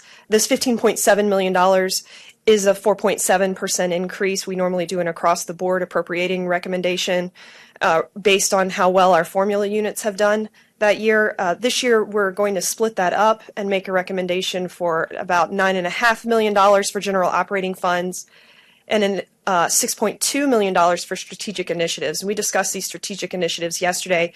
Basically, what these are program capacity improving projects at our non-formula units as identified by the systems as top priorities for those units that will allow them to meet the needs of the local communities. Our number one project, as listed, is at ETSU's College of Medicine to allow them to create a collaboration with one of the local hospitals to increase their pediatric services, for example. One technical correction here before we move on, and again, all this information is in 1C.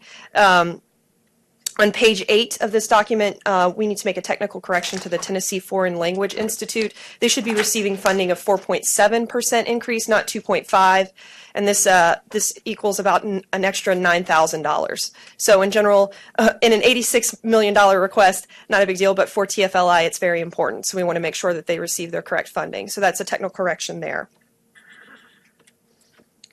Just briefly to speak about the funding formula and the performance of our institutions this year. Here you can see our top 3 performing institutions.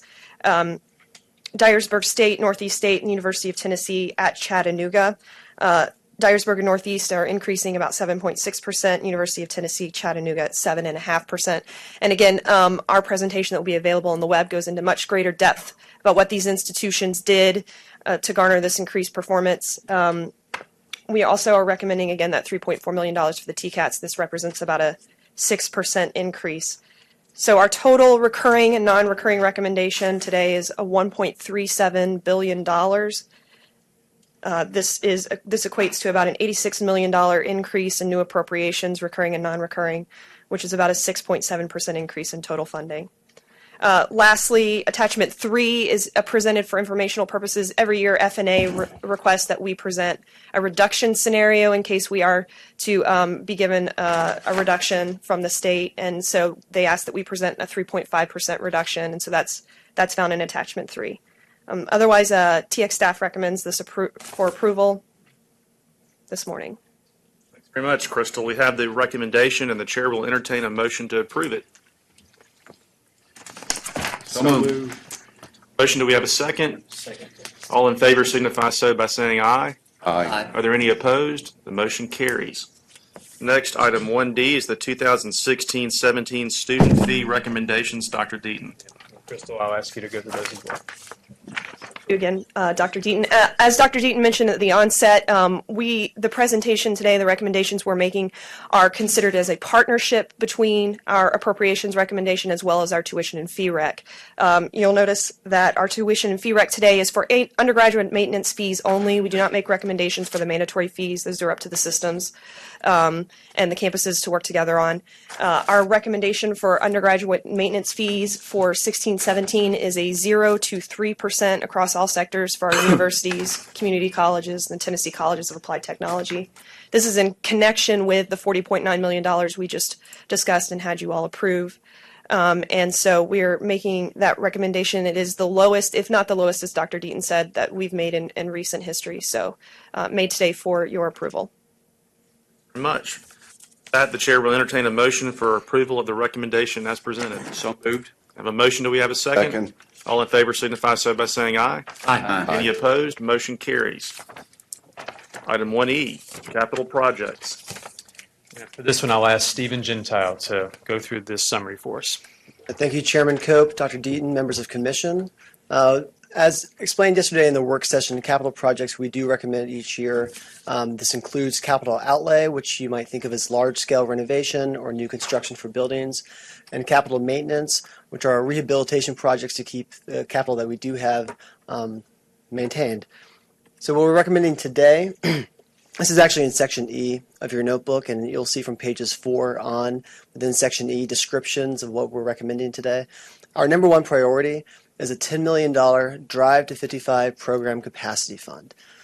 We held earlier this year the Governor's Capital Task Force, and the idea for this capacity fund sprang from that, which is a fund that will go to fund capital outlay projects that are not the large-scale renovations or are not large-scale constructions, but individual program enhancements. Perhaps there's a new program coming on, or there needs to be an expansion in a wing of a building for a mechatronics program.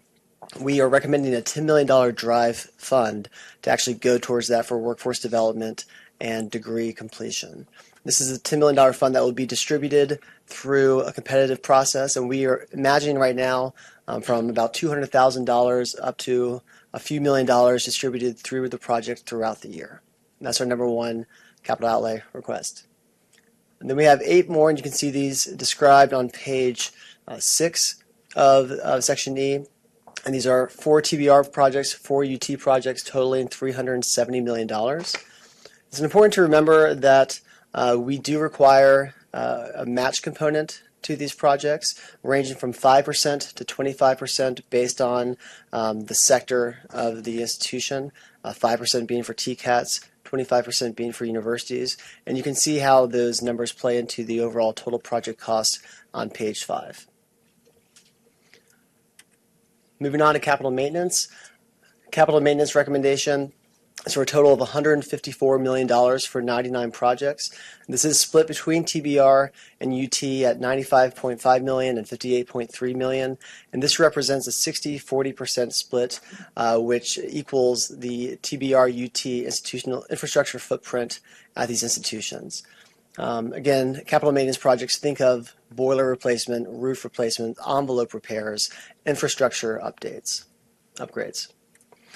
And finally, also in your folder, we have disclosed projects. We require institutions that have their own projects they're working on that do not require state appropriations.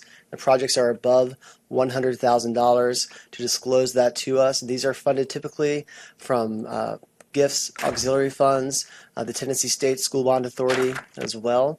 And we have $120 million represented there for 42 projects between TBR and UT. And THEC staff recommends this for approval. Questions for Steve? Yes, sir, Dr. DiPietro. For one, I appreciate staff and Dr. Deaton regarding the capital outlay list this year. Well done. The question I have is, if we think about this task force, I know that the capacity fund Drive to 55 item that's number 1 was part of that report, and there were other items in there that I'm interested in whether we've had any response to, or whether we heard anything back from the governor's office, back to THEC, about the response. The one I'm most interested in is the matching program from the standpoint of how we might need to modify it. You know, there were issues around fundraising capability. It might be a new part of the equation, enrollment, other issues. Have you heard anything yet, Russ? These have been sort of evolving conversations. The one item they did give some very firm feedback on was this one, and that's why it's included here. There's, I guess I'll describe it as general receptivity to the other aspects of that capital task force and those recommendations, in particular the match program. Another process item that came out of the task force was sort of an ongoing conversation about capital and infrastructure issues throughout the year with higher ed and state government. As we continue those, when we've begun those already, one of the next items on that agenda, I think, should be match program and whether revisions ought to be made, and if so, under what parameters. So general feedback so far from the governor's office on that, and so that'll be the next agenda item we take up in that task force. Thank you. Yep. Any other questions for Stephen? Chairman, Yes, sir. if I can. Stephen, in this $10 million requested outlay for the Drive to 55 Program Capacity Fund, I guess I got 2 questions. First, tell me how we're going to analyze the projects. I see here there's talk about the process could utilize a workforce sub-cabinet. What is that sub-cabinet going to look at in trying to make the decisions about how that $10 million would be dispersed or requested to be dispersed by this commission? Yes, sir, and I'll ask Dr. Deaton to add on to what I'm about to say here. This is actually something that we are going to consider between now and the January Commission meeting, should the governor recommend it in his budget, exactly what that process will look at, and exactly what are those criteria that will be part of that process. Dr. Deaton, do you have anything to add to that? Yeah, so philosophically, I think, and the workforce subcabinet was mentioned as a possibility to ensure there's plenty of buy-in and collaboration, particularly from, and this is a lot like the LEAP grants, both industry workforce needs that are clearly identified, and then the higher ed need that can then meet that demand. So part of that's to have so they're not done in a vacuum by us or by anyone, they're done collaboratively. And also to ensure that there really is both a need and a need that can be met by this project in some fairly short order. So those are the principles around the process, and part of this is still would be evolving over the few months if we were to get this funding. I guess what I just want to make sure of is that I would hope that when we analyze these projects, we're thinking about where we get the most bang for our buck. Yes. So it's with the Drive to 55. Whatever moves that needle closer to 55, I hope is what we'll be considering. And when I look at the process, could utilize the workforce sub-cabinet, which includes representatives, it names several different constituencies. I would hope that the legislature would have some type of input into that, whether it be the chairs of education committees in respective chambers, or the speaker's designee, something like that. We attend that, yeah. All right. Does it differ at all from the LEAP process at all? It would a little bit, yes, sir, Mayor Ward. Of course, the LEAP's focused really on the associates and certificates programs. This would be open to really any degree program that can meet a need, meet Drive to 55. There wouldn't necessarily not have to be a K-12 component like a lot of the LEAP grants have. Wouldn't have to be that per se. And again, this would be probably focused more on infrastructure, capacity, equipment, perhaps renovations, less perhaps on personnel than some of the LEAP grants. So there are some differences, though philosophically they are, of course, very consistent. Other questions for Stephen? If not, I'll entertain a motion to approve the recommendation as presented. So moved. The motion, second. All in favor signify so by stating aye. Aye. Are there any opposed? The motion carries. Thanks, Stephen. All right, next we have our Audit Committee appointment. That's item 1F in your agenda, and I'll call actually on Dr. Deaton to comment on that. Yes, sir, Mr. Chairman, and Ann Collette, our internal auditor, is here with us and can answer questions about this, but in the interest of time, I'll just summarize it. Both THEC and THEC have a combined audit committee, 5 members. Claude Presnell from THEC chairs the board. John Kinsey, of course, is on there. Greg Turner represents Commissioner Martin from FNA, and Kerry McInnes from the THEC board as well. When Sharon Hayes' term ended on the commission, that created a vacancy, and so I would recommend Pam Coben be appointed to that audit committee. Pam has been talked to. I'm not springing this on her today about this, and she has graciously agreed to be to serve. So with that, Mr. Chairman, I'd recommend Pam's appointment to the audit committee. Excellent recommendation, and I will entertain a motion to approve the recommendation. So moved. The motion, do we have a second? Second. All in favor signify so by stating aye. Aye. Motion carries. All right, that concludes the business action item portion of the meeting, and at this point we'll move to section 2, which are information items, and start with item 2A, which we'll call on Mr. Torrey Grant to provide us a report on P through 16 initiatives. Morning, Mr. Chairman, Dr. Deaton, members of the Commission. Thank you so much for your time today. As you know, the Office of P16 Initiatives is charged with increasing the number of Tennesseans who are accessing and succeeding in higher education. And we do that by implementing and designing programs and initiatives statewide that are really focused on, unlike Jessica's population that she spoke about yesterday, on that traditional student. That tends to be the student population that we work with most often. And so over the last 4 years, we have been presenting and sharing information regarding the Illumina Latino Student Success Grant that we've been working on. That grant concluded at the end of September. This project was a $600,000 grant, matching grant, given to THEC. We partnered with Memphis. And so to kind of give you the arc of how that happened, THEC was invited to apply. We then looked at some data regarding where there was a growing Latino population across the state.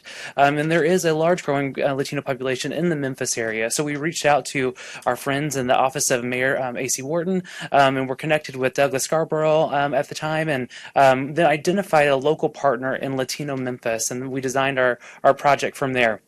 So the focus of the program is to increase degree attainment amongst the Latino population in Shelby County and the Memphis area. We've done that through a couple of different avenues. One was really building a community collaborative around this work. But also, and this is what was interesting about this project, there were 13 communities across the country that were funded. Many of them were in places that you would expect, Texas, California, with very large Latino populations, very mature populations. Memphis is an emerging Latino population. So what we found when we did an audit of the assets that were there to serve this population, there's very little work being done focused on Latino student success. So it was really timely that we were able to get in there and take our expertise at the Commission in terms of designing and implementing college access programs and partner with a local partner to implement the project. So I'd like to talk through some outcomes and to give you kind of a picture of what we did. We took what we've learned from Gear Up, what we've learned from the college access programs that we work with, the Oasis Center in Nashville, Ready and the Ayers Foundations in West Tennessee, and designed a college access program that serves students directly while also looking at a community-wide lens around Latino student success. So the community piece, and I think this is key, I think we were able to articulate in partnership with the mayor's office and other community leaders, is that if Memphis were to reach its strategic goals around degree attainment, the Latino population also had to be part of that calculus. That we were not going to meet our goals unless we had a growth in terms of degree attainment amongst this population. So what happened was that there are several networks in Memphis that are focused on degree attainment. People First, the Strive network that's there. We, instead of creating something new, there was a task force that was created that then engendered gendered Latino student success outcomes and initiatives within the constructs of those existing collaboratives. So really infusing LSS, Latino student success, as a hallmark and cornerstone to the work that was being done. This also led to another Lumina grant, the Community Partnership for Attainment, which also has a Latino student focus, also focused a little bit more broadly, just not traditional students. We saw an increase in just really, again, community-wide collaboration around this topic. Abrindo Portes, which it means opening doors, is the program that was created in partnership with Latino Memphis. So in addition to community-wide work around workshops for parents and students, there was also intrusive direct mentoring and advising services that were provided to approximately 400 students across 7 high schools. We started at Kingsbury High School, which is one of the most diverse high schools across the state, and then we grew over time as we saw there being some positive outcomes regards to the model.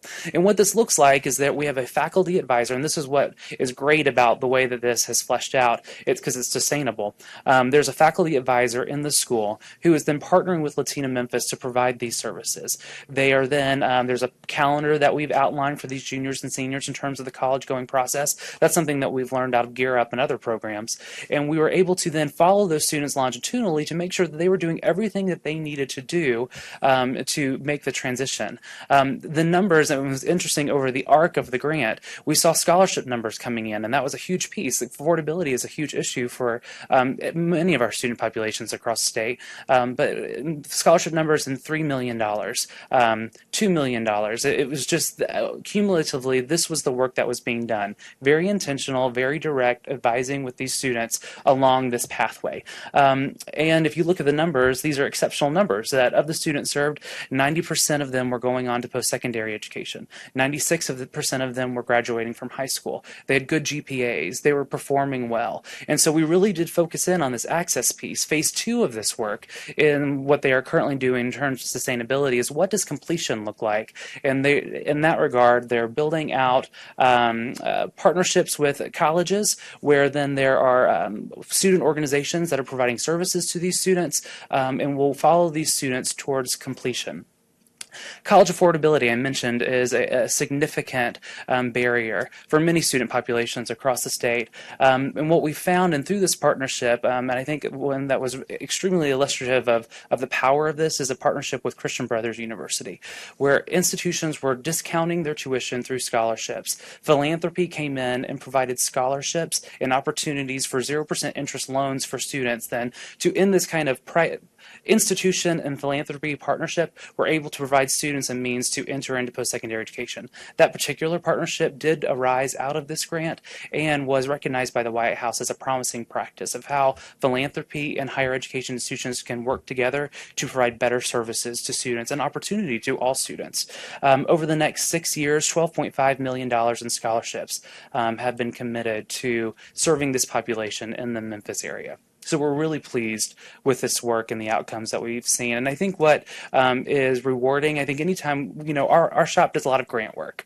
And there's a day when the funds end. And the worst thing, and we say this a lot, is that the worst thing we could do is for these funds to end and all the services to go away. This is one of those projects where I see some longitudinal effect. There will be some longevity to this work. And we're really proud of the work that we've done in partnership with those in Memphis around this topic and this effort.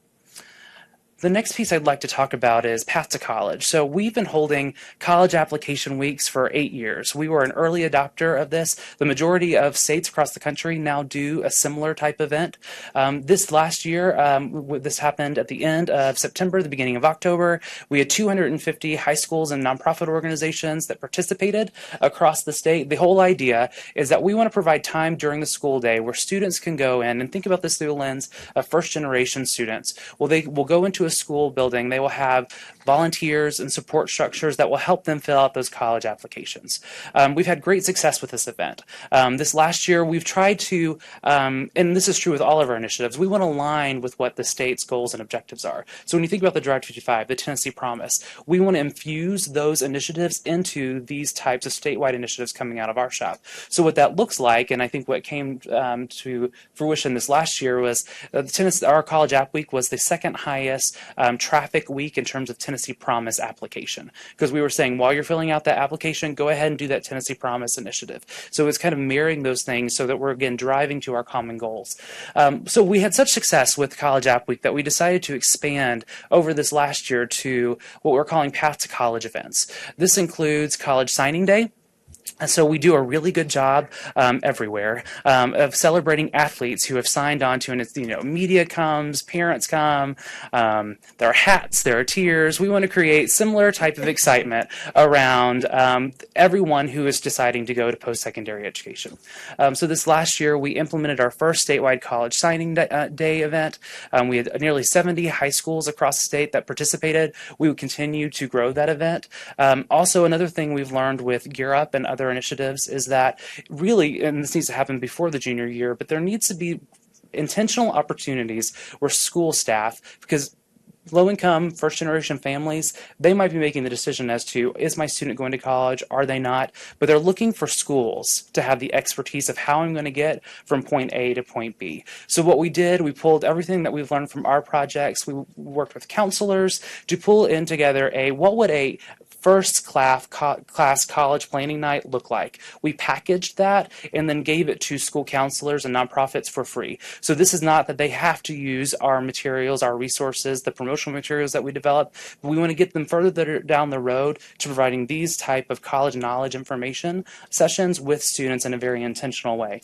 And then College Gold Tennessee is something that's been happening in the state for a very long time. FAFSA completion is obviously a huge element and a component to the path to college. And so we included that as an event. I will say, echoing what Jason and Tim talked about earlier, this change in FAFSA completion timeline is pretty significant.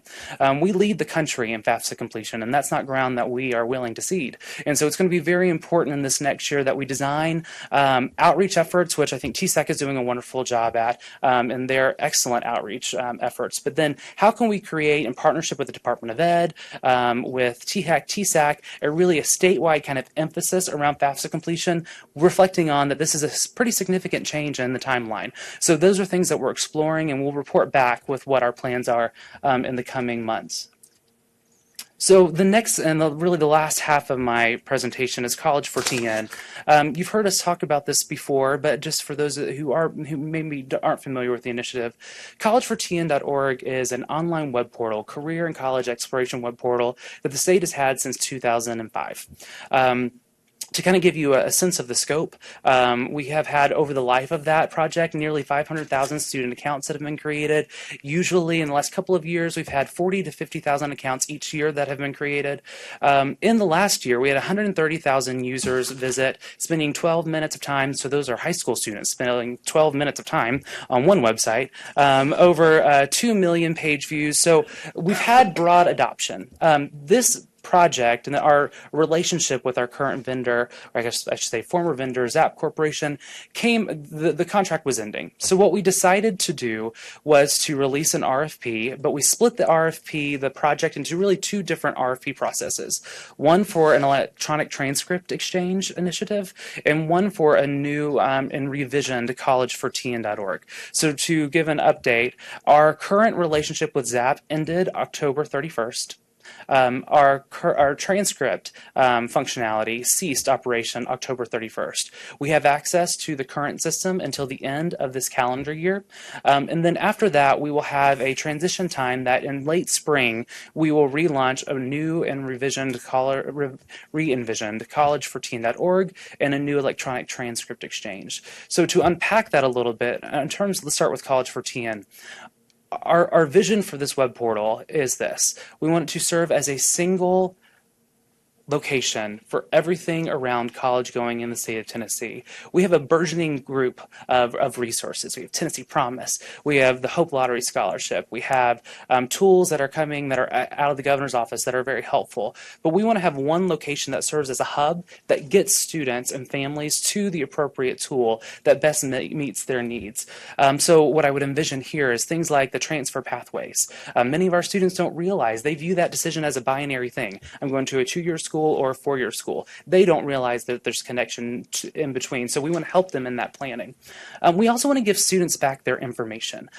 Students in one location seeing what is their ACT score, what are the courses that I'm taking, and am I on track to be enrolled at the University of Tennessee or the University of Memphis or at a community college. We also want to provide tools and resources for educators, for parents, and other key influencers in a student's life to help monitor the progress towards that transition. So let me kind of give you a picture of what that might look like.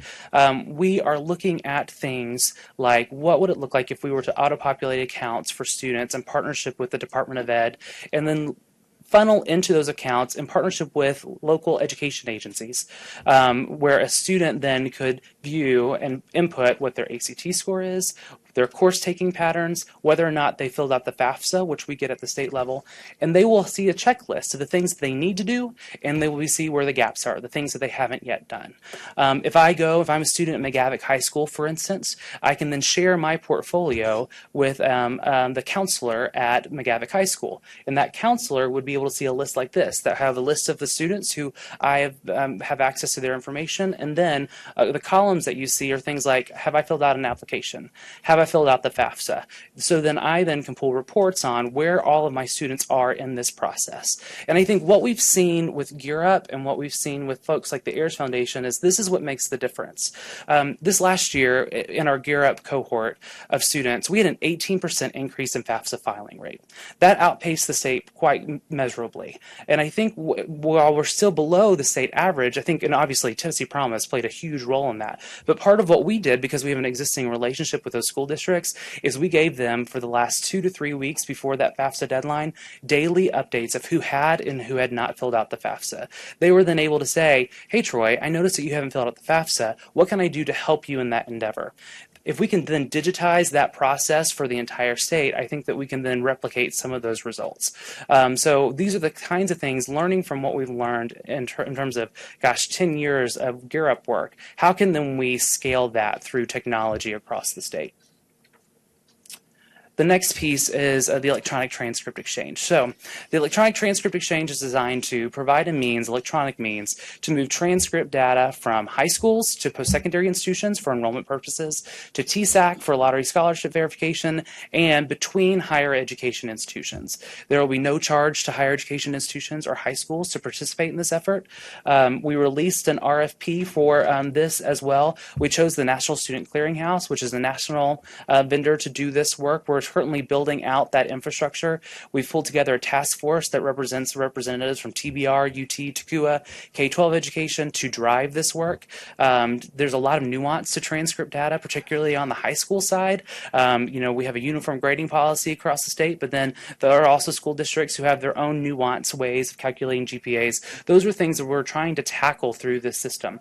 So we, again, will hope to launch this. We will launch this in spring of 2016 with the help of this task force. So with that, that's all that I have. Are there any questions that I could answer? Yes.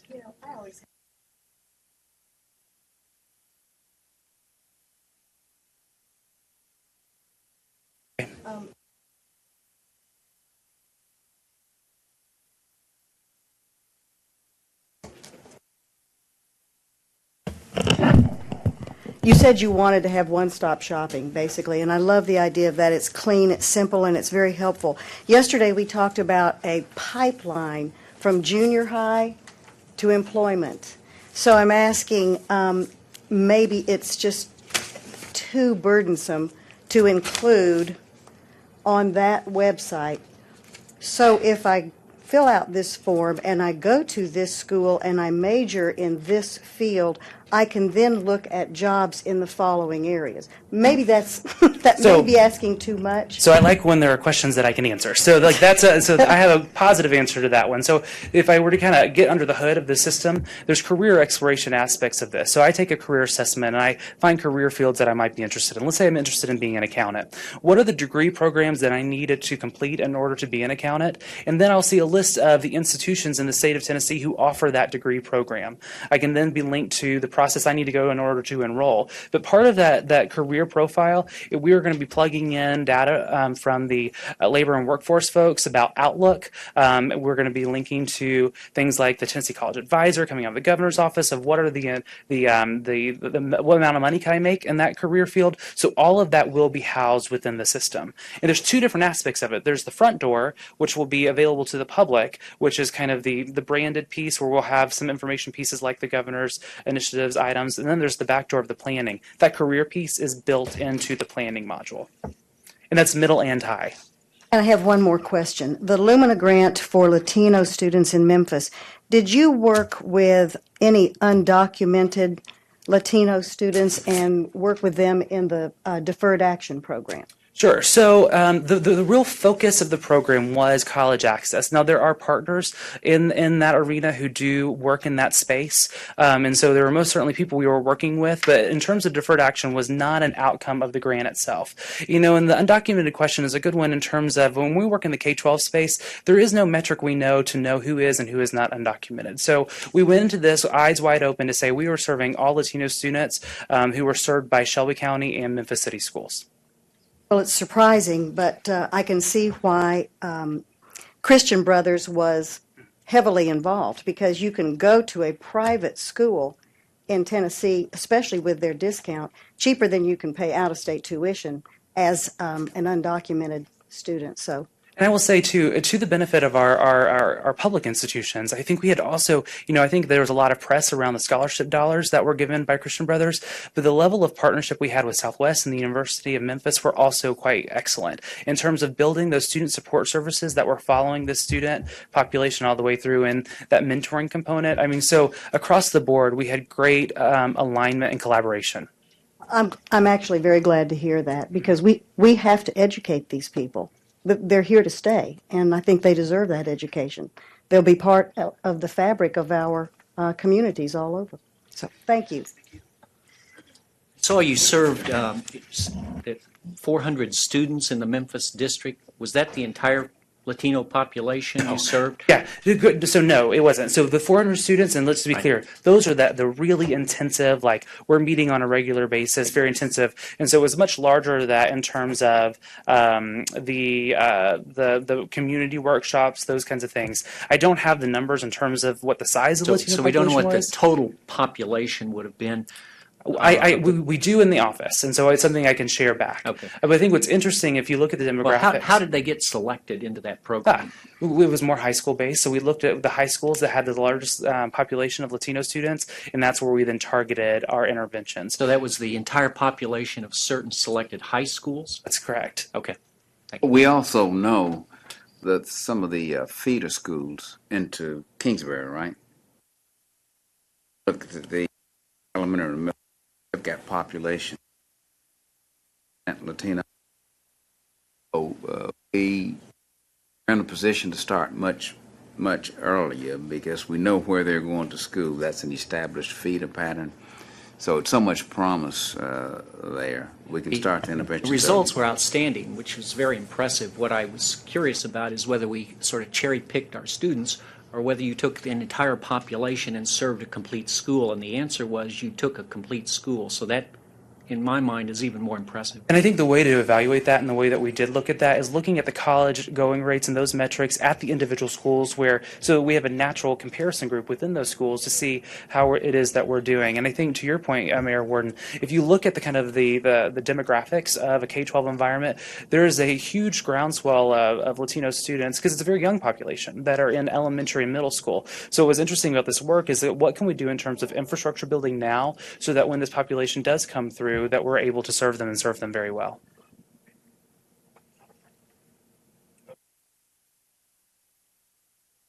Thank you. Very much. Great job. Okay, we're going to skip items 2B and 2C in the interest of time and go straight to item 2D, which is the Tennessee Promise Program update. Emily?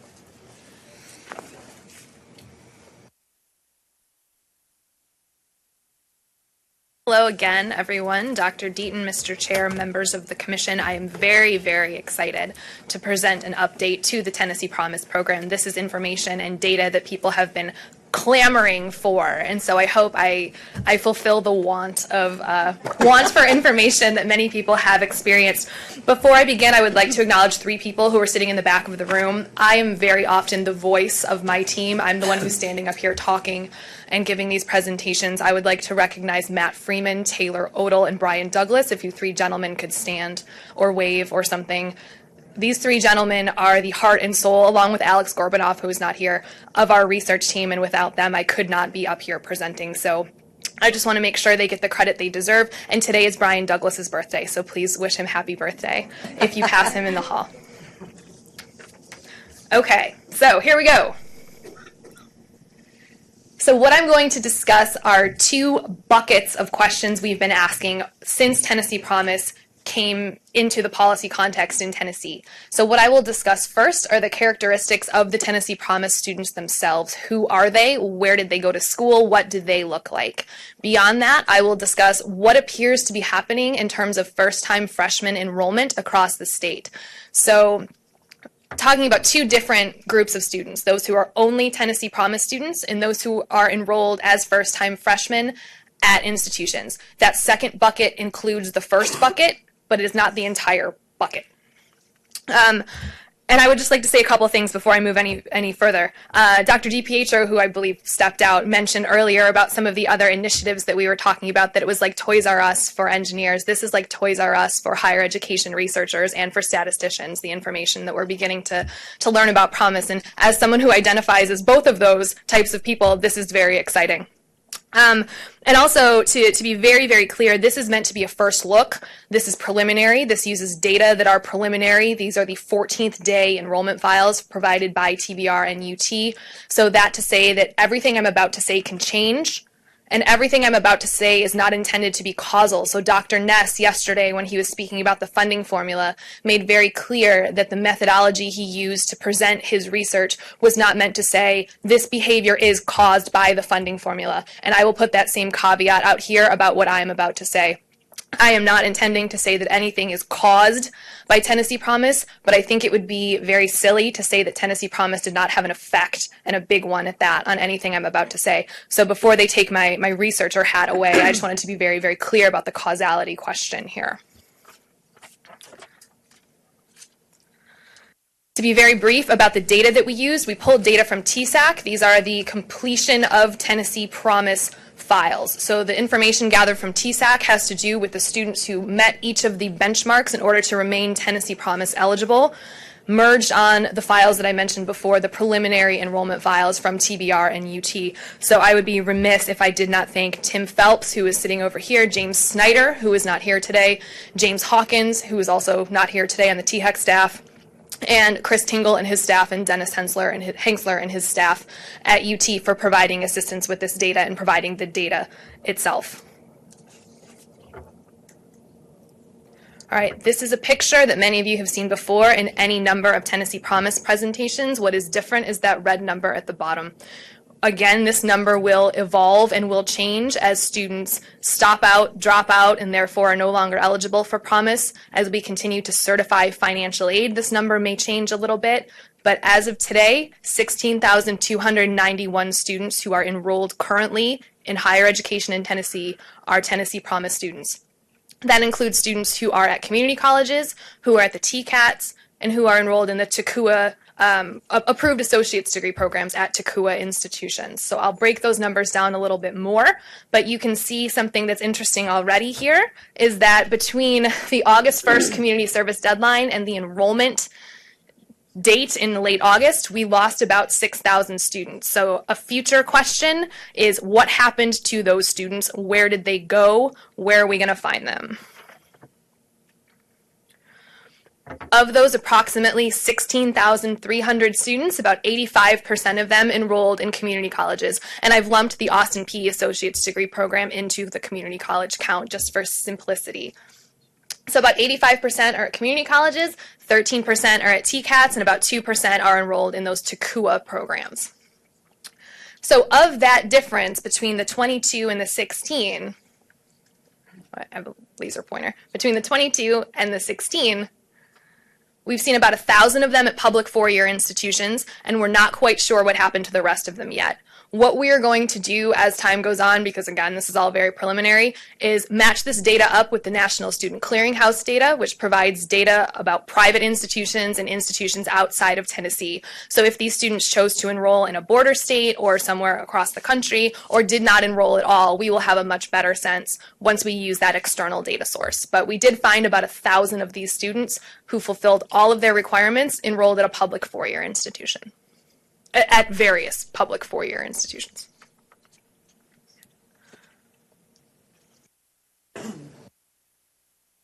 Talk a little bit about who the Tennessee Promise students are. I will talk you through this table here. I realize there's a lot of information on this table.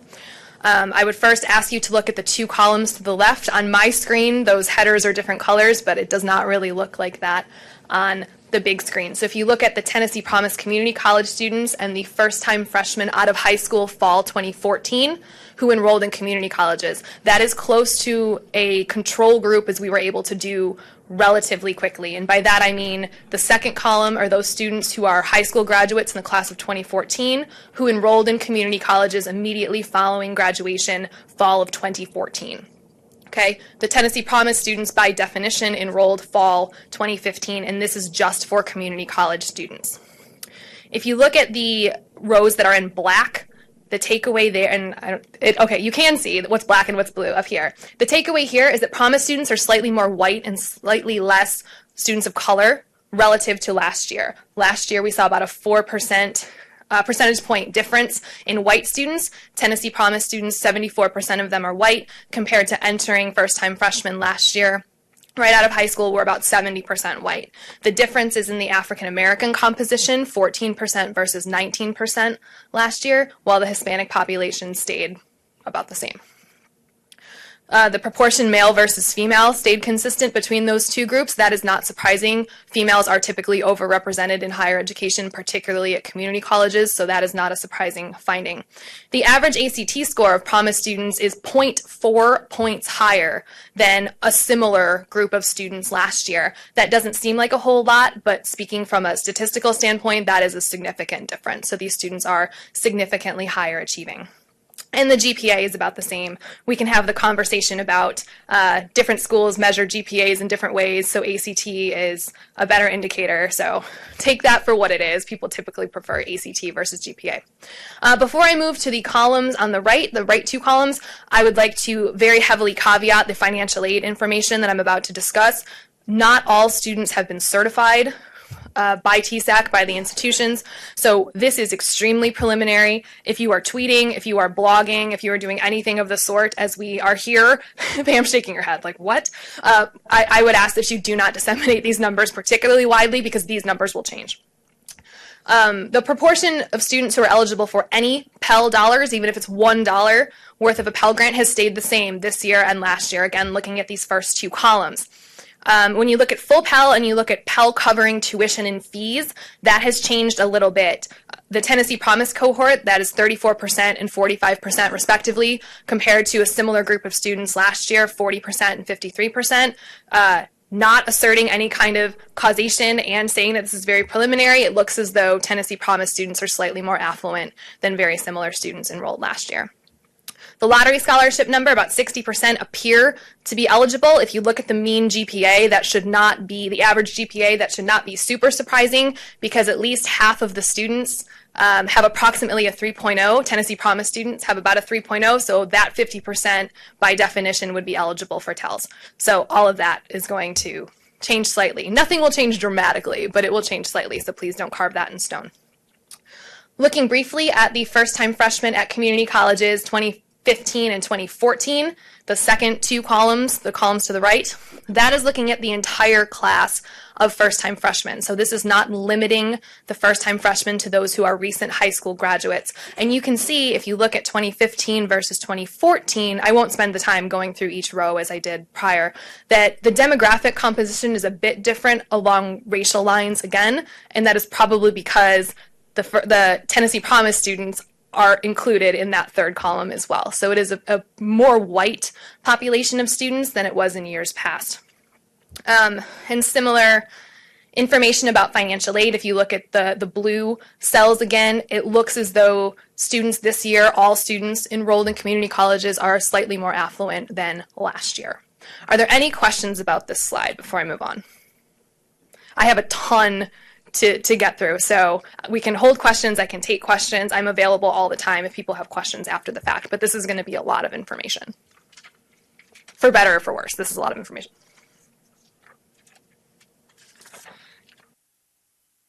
The average Tennessee Promise Award to this point has been about $1,000. It's been $1,020. That is less than the projected amount, and it is less than the amount that has been distributed on average by Tennessee Achieves. That number, I believe, was approaching $1,200, roughly. I'm looking at Tim, about $1,200, and we're closer to $1,000. And just for reference, tuition at community colleges is approximately $4,000 annually. At TCATS is about $3,500 annually, just for some a point of reference there. The net program cost is about $10 million. That is less than projected. If you would like specifics about that, I will defer to Tim Phelps. Sorry, Tim.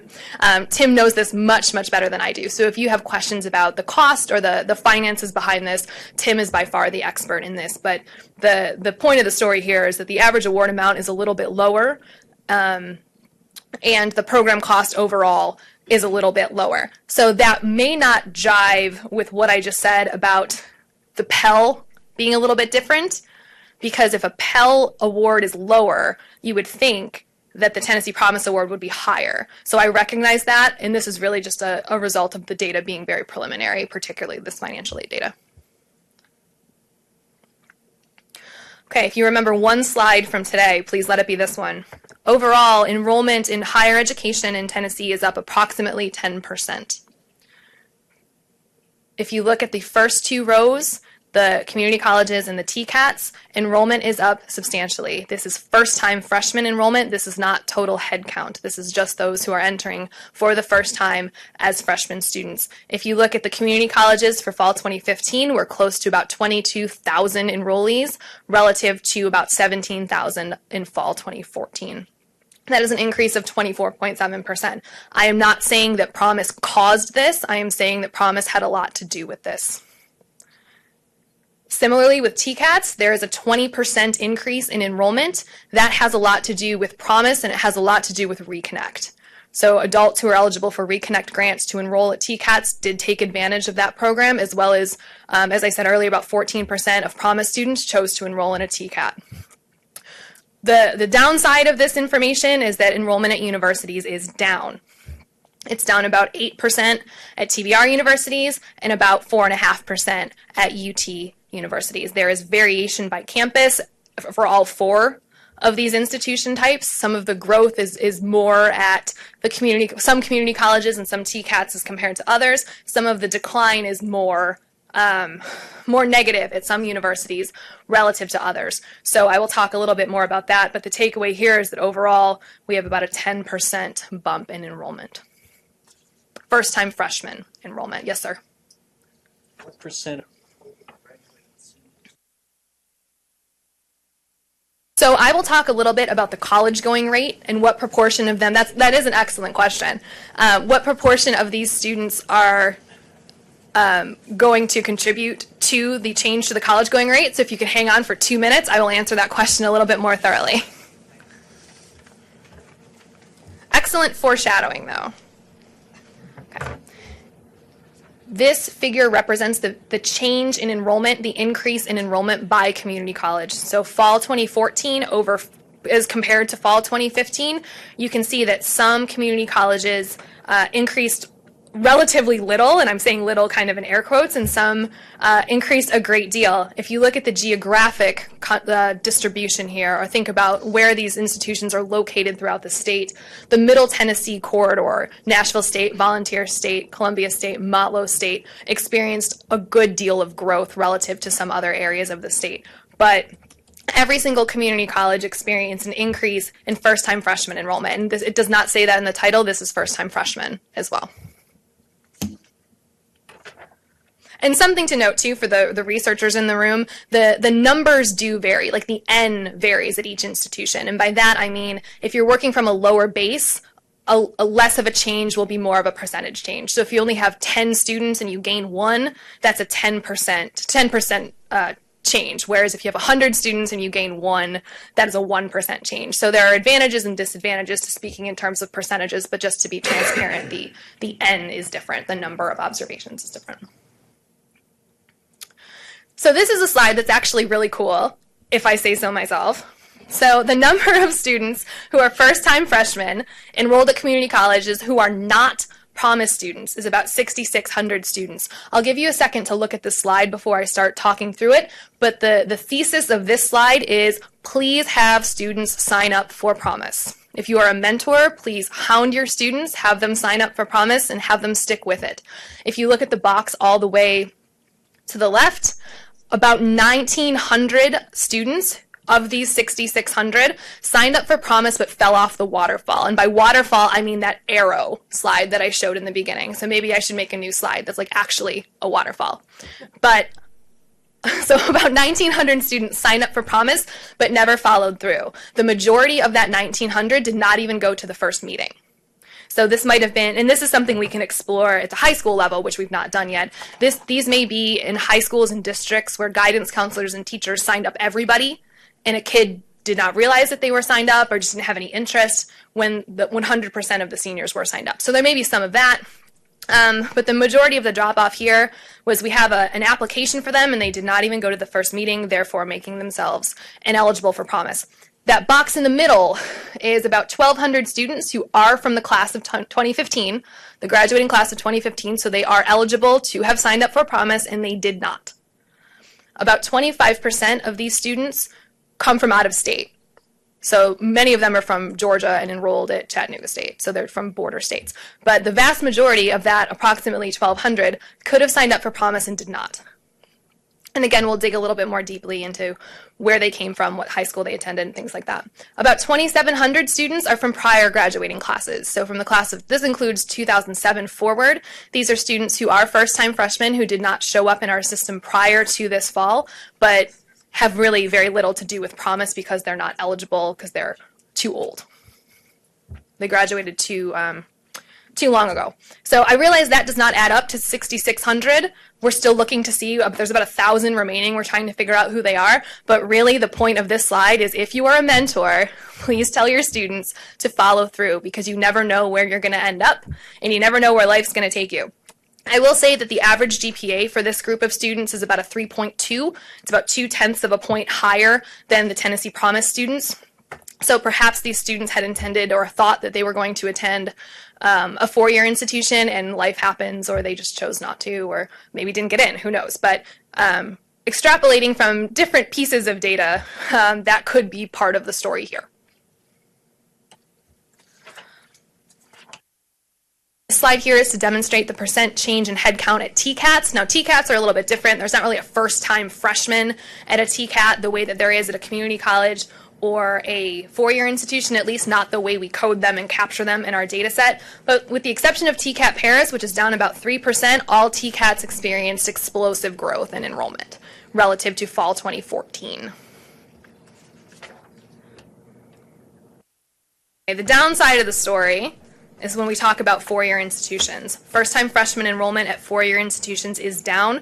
I will say it is down a little bit more than we anticipated, and by we, I mean all of us who have been involved in Promise. Thinking about the participation rates of Tennessee Achieve students in the past, thinking about the work of Carruthers and Fox from CBER, Celeste Carruthers and Bill Fox, the work that they've done on these issues generally, but also their work on Knox Achieves specifically. It was not, and Mike, please correct me if I'm saying this incorrectly, but it was not anticipated that the decline in first-time freshmen would be quite this much. And this is something that we need to continue unpacking. Does this have to do with the conversation about college being free? Does this have to do with Mike going from Memphis to Johnson City every week talking to people about Promise? And I mean that in a very positive way. Why did this happen in a way that is much further beyond what we thought it was going to be? And I know we have some four-year presidents in the room today, and I would love your feedback on this and your comments on this, perhaps after the presentation, but I welcome them. With the exception of Austin P and UTK are roughly flat. They're up about 1%.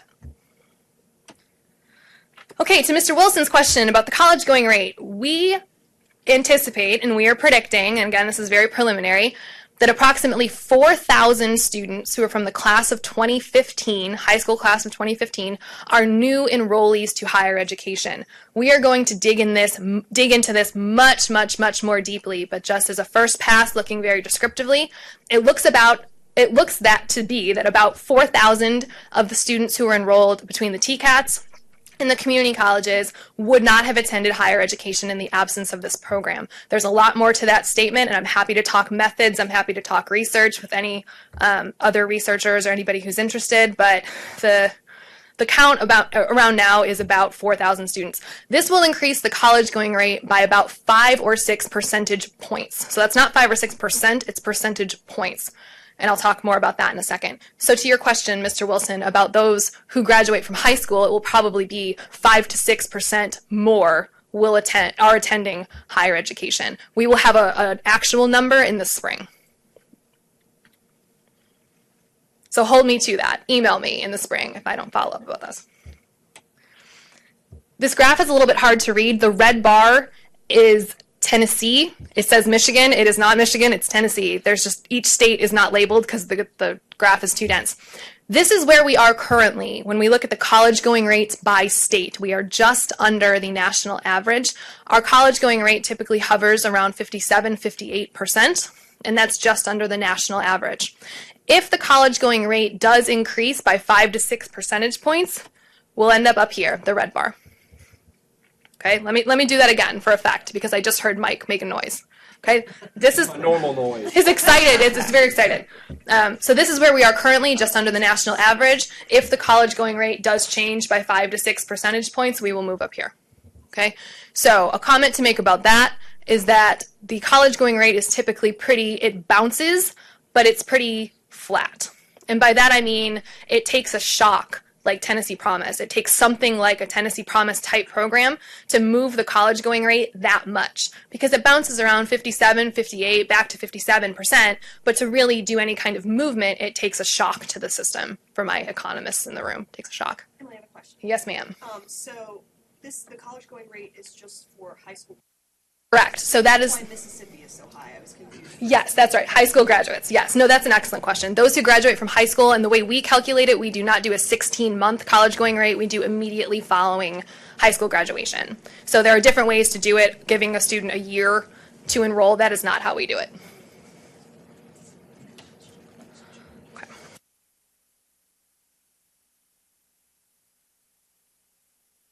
To talk a little bit about first-time freshman ACT scores, if you'll notice, at the community colleges and both university systems, average ACT is up. It's not up substantially, but it is up significantly, and that is my statistician coming out. I do have this broken down by institution. If you look at the community colleges, on average, the average for the 13 community colleges is a 0.1 increase in ACT, but if you look at the green cells, those are community colleges that experienced a growth in a mean ACT score, average ACT score, that is higher than 0.1. So some institutions are flat. There's a 0 point change. Some went down a little bit, but 5 institutions saw a substantial and significant increase in their ACT scores. Now this is where it gets exciting. So did many of the universities. And those should all be the same green. On my screen, the greens look different. There's no meaning to that. So if you look particularly at ETSU, if you look at THEC, and if you look at Knoxville, that's almost a point between fall 2014 and fall 2015. Average ACT score increased by approximately a point. That's huge. And I'm glad that Dr. DiPietro is back in the room for this part of the conversation. And you will see the other two UT institutions had increases in their ACT scores as well, the average ACT score. So I want to unpack that a little bit more and see how is that happening, talking about the decline in enrollment at four-year institutions. How does that relate to these changes in ACT scores? And if you have a hypothesis in your head, maybe we'll see if I confirm it or I don't, or if we reject the null or not. Okay, so why is this happening? So let's hypothesize. This could be because students in the middle of the ACT distribution, if you draw a bell curve, The middle of the ACT distribution from about 17 to about 26 are more likely to enroll in a community college than they were in prior years. So I would call these students who are on the margin of attending a four-year university, who may be successful at a four-year university, many are, may be more successful at a two-year institution. So they're on the margin of being academically eligible to attend a four-year institution and to be successful there. And that just shows that graphically. So that's not a very smooth picture, but the middle of the distribution, this is the change in the odds of the likelihood of enrolling in a community college. So how much more likely is this group of students in that band to enroll in a two-year college versus a four-year college this year? Yeah.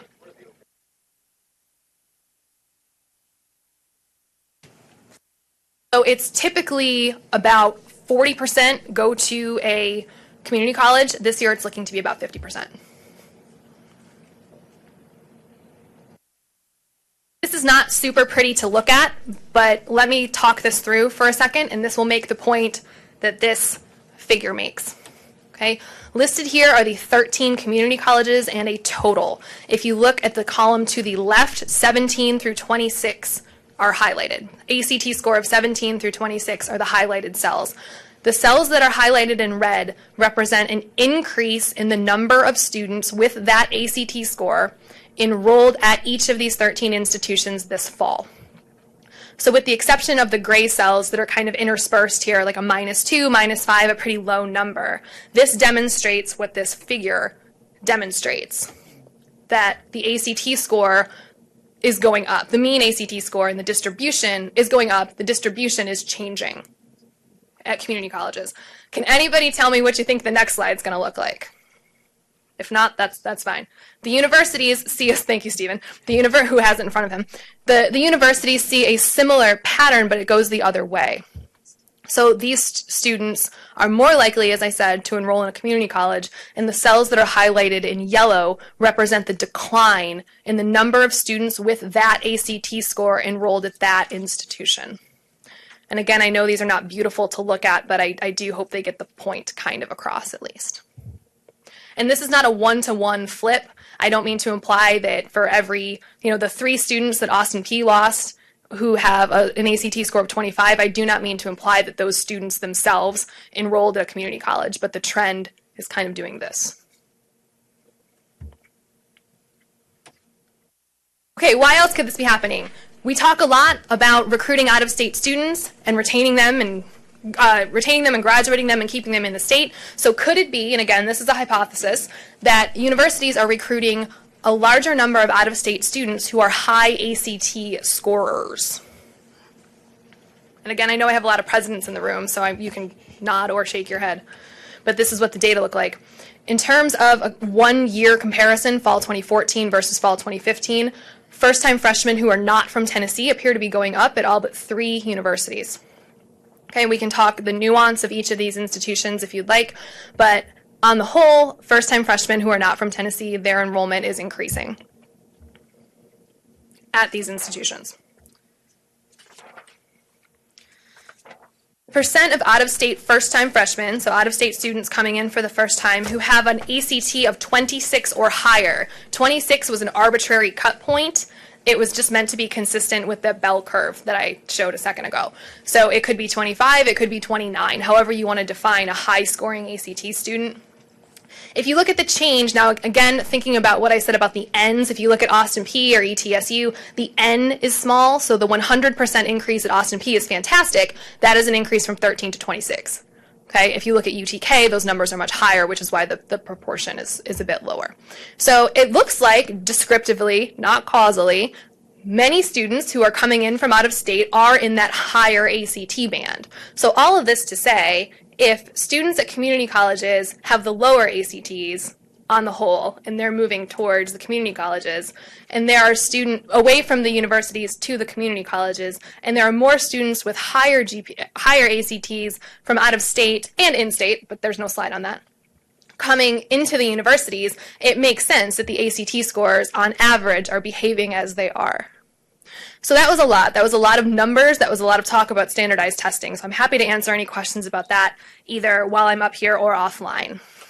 So I would just like to conclude by saying this is just the tip of the iceberg, and we have hundreds of research ideas. As I mentioned, this is like Toys R Us for researchers. So we have a number of research questions. This is really just a quick listing of 5 of them. But who are the Tennessee Promise students who were eligible? They met all of their benchmarks, but they did not show up in our data. Who are they? Where are they? At what point did the students kind of fall off the program? I mentioned those students who did not even attend the first meeting. What happens to them? In that case, we know that those students are community colleges, but what about the rest of them? Students who were enrolling in 2-year versus 4-year institutions, I mentioned that that shift was a little bit more profound than we'd anticipated. We need to be much more rigorous and much more empirical about how we really investigate that in the spirit of the work of Sieber and some other academic researchers, really exploring how that is affecting 4-year institutions.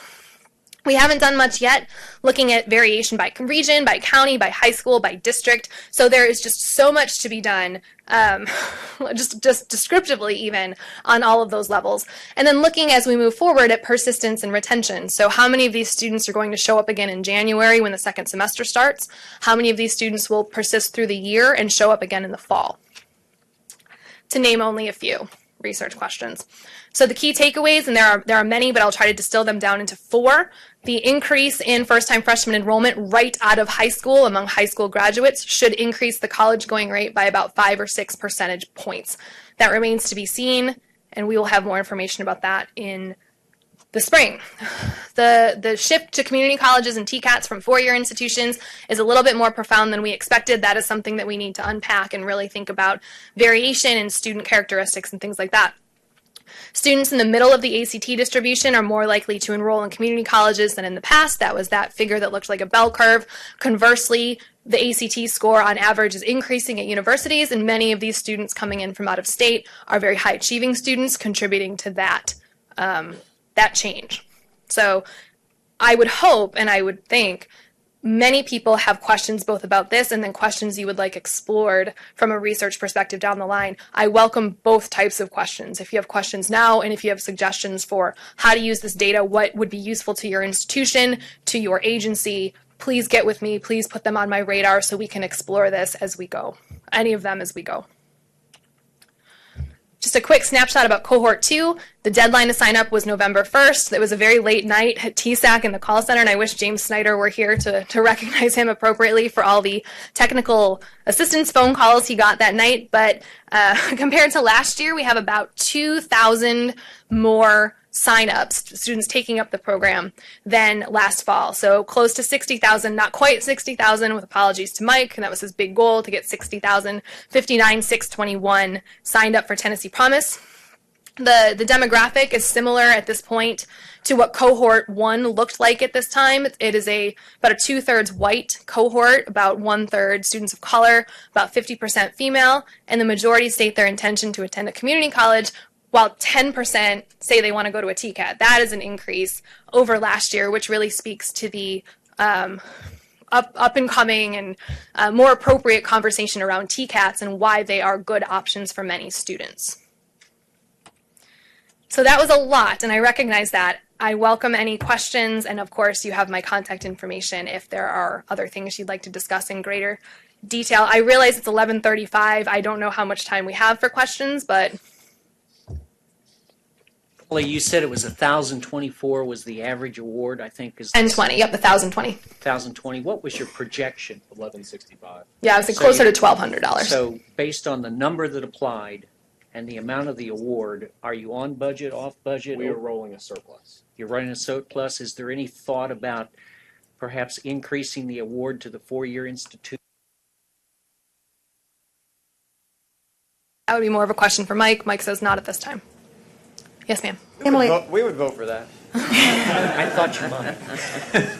well, my comment has to do with the 4-year institutions, too. I would hope that given these statistics that show the change in enrollment from community colleges and TCATs and universities would cause us to double down on our efforts to facilitate that transfer once a student finishes at a 2-year institution onto a 4-year school. I know we're working on this, but maybe we need to work faster and harder because we've got basically a few months before the people who entered in Tennessee Promise last year will be getting to that jumping off point.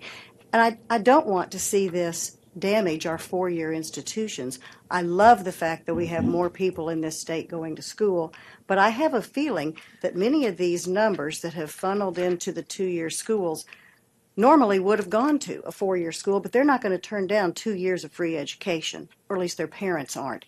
Their ultimate goal was to get a four-year degree. So I hope we do everything we can to facilitate that. One of the mechanisms that Knoxville is a separate animal, and they have a supply-demand curve that probably drives the ability to raise their GPAs or their profiles, their ACTs even more. And probably the promise may have impacted them a little bit as well. It seems to have done that. The key, I think, for these regional campuses is to now look at these out-of-state students at some tuition rate with board approval between full out-of-state and in-state. And interim chancellor at Martin, Bob Smith's done a great job of looking at quality versus cost across the border and trying to match the two from the standpoint of the cost at Martin.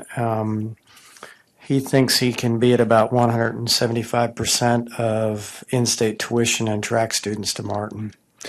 And we think moving into the third and fourth year of this program and beyond, we'll start to solve part of our problem from the standpoint of transfer students in. The one question that popped into my mind is I think I recommended this group previously that on the application for the promise that we included a question for the students about whether they're interested in a baccalaureate degree or not. Did we do that, Mike? We did not do that on the application. What we want to do. But if we want to recruit them, wouldn't it be good for us to know who they are and where they're at? Because we now have, all of us, John's got them too, we now have enrollment management people that are at these community colleges, and we could reach out to them because we knew they're interested in a baccalaureate degree and they're at Pellissippi. Knoxville will be looking at them if they're at Chattanooga State, UTC would. And if I can make a comment about that as well, Chris Tingle and some others from UT, as well as from TBR, as well as some from UT, and I had a conversation related to this yesterday. While there is not an indicator for do you want to transfer, yes, no, we can start by using the SIP code to see if the student is enrolled in a program that would facilitate transfer to on a pathway. I'm sorry? On a pathway? On a pathway, or Chris, what's the number? Chris was able to recite the number, SIP code number, whatever it is for general transfer. So there's what you suggest, Dr. DiPietro, would be much simpler. But there is a way to tag them in our system as likely to transfer. And information is the key to this recruitment, right? So the other piece of it would be to know what they're thinking about as a major. So, I want to be a nuclear engineer. Then our enrollment people can talk to that person in first person about the quality of the program at Knoxville. And of course. And so as someone who the more we can talk to each other about the approach, I think the better off we are to secure them into our upper division transfer classes. That's all I'm saying.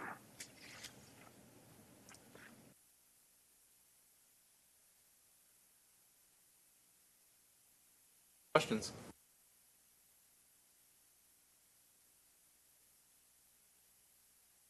Russ is going to mention something to us about the Title VI implementation. Yes, just real quick. It's 2E in your notebooks. We're required every year to file with the Tennessee Human Rights Commission a Title VI report that states how we as an agency are complying with Title VI of the Civil Rights Act of 1964. That has been filed and accepted by the Human Rights Commission. So just we report that out to you as an information item. Very good. The schedule's in the notebook, correct, for the 2016? I believe so. Meeting, so Yeah, everyone 2F. should have those in 2F, and if there are no other comments, I'll call the meeting adjourned. Wait, I'm sorry, Chancellor Morgan, go ahead. I just want to make one recognition. Y'all may have Sure, done this please. before I was here, but Butch Peccolo is a person who has been at the University of Tennessee for years and years and years and years, and has been incredibly important to all of us in higher education and in state government, frankly, over that period. And this will be his last THEC meeting. I'm remiss, Chancellor. So, Butch, Butch, you will be thank you. missed. Yeah, thank you, Butch. You'll be missed a lot. Very good.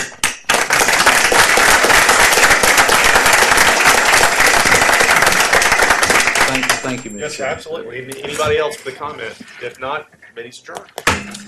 All right, John. Yeah,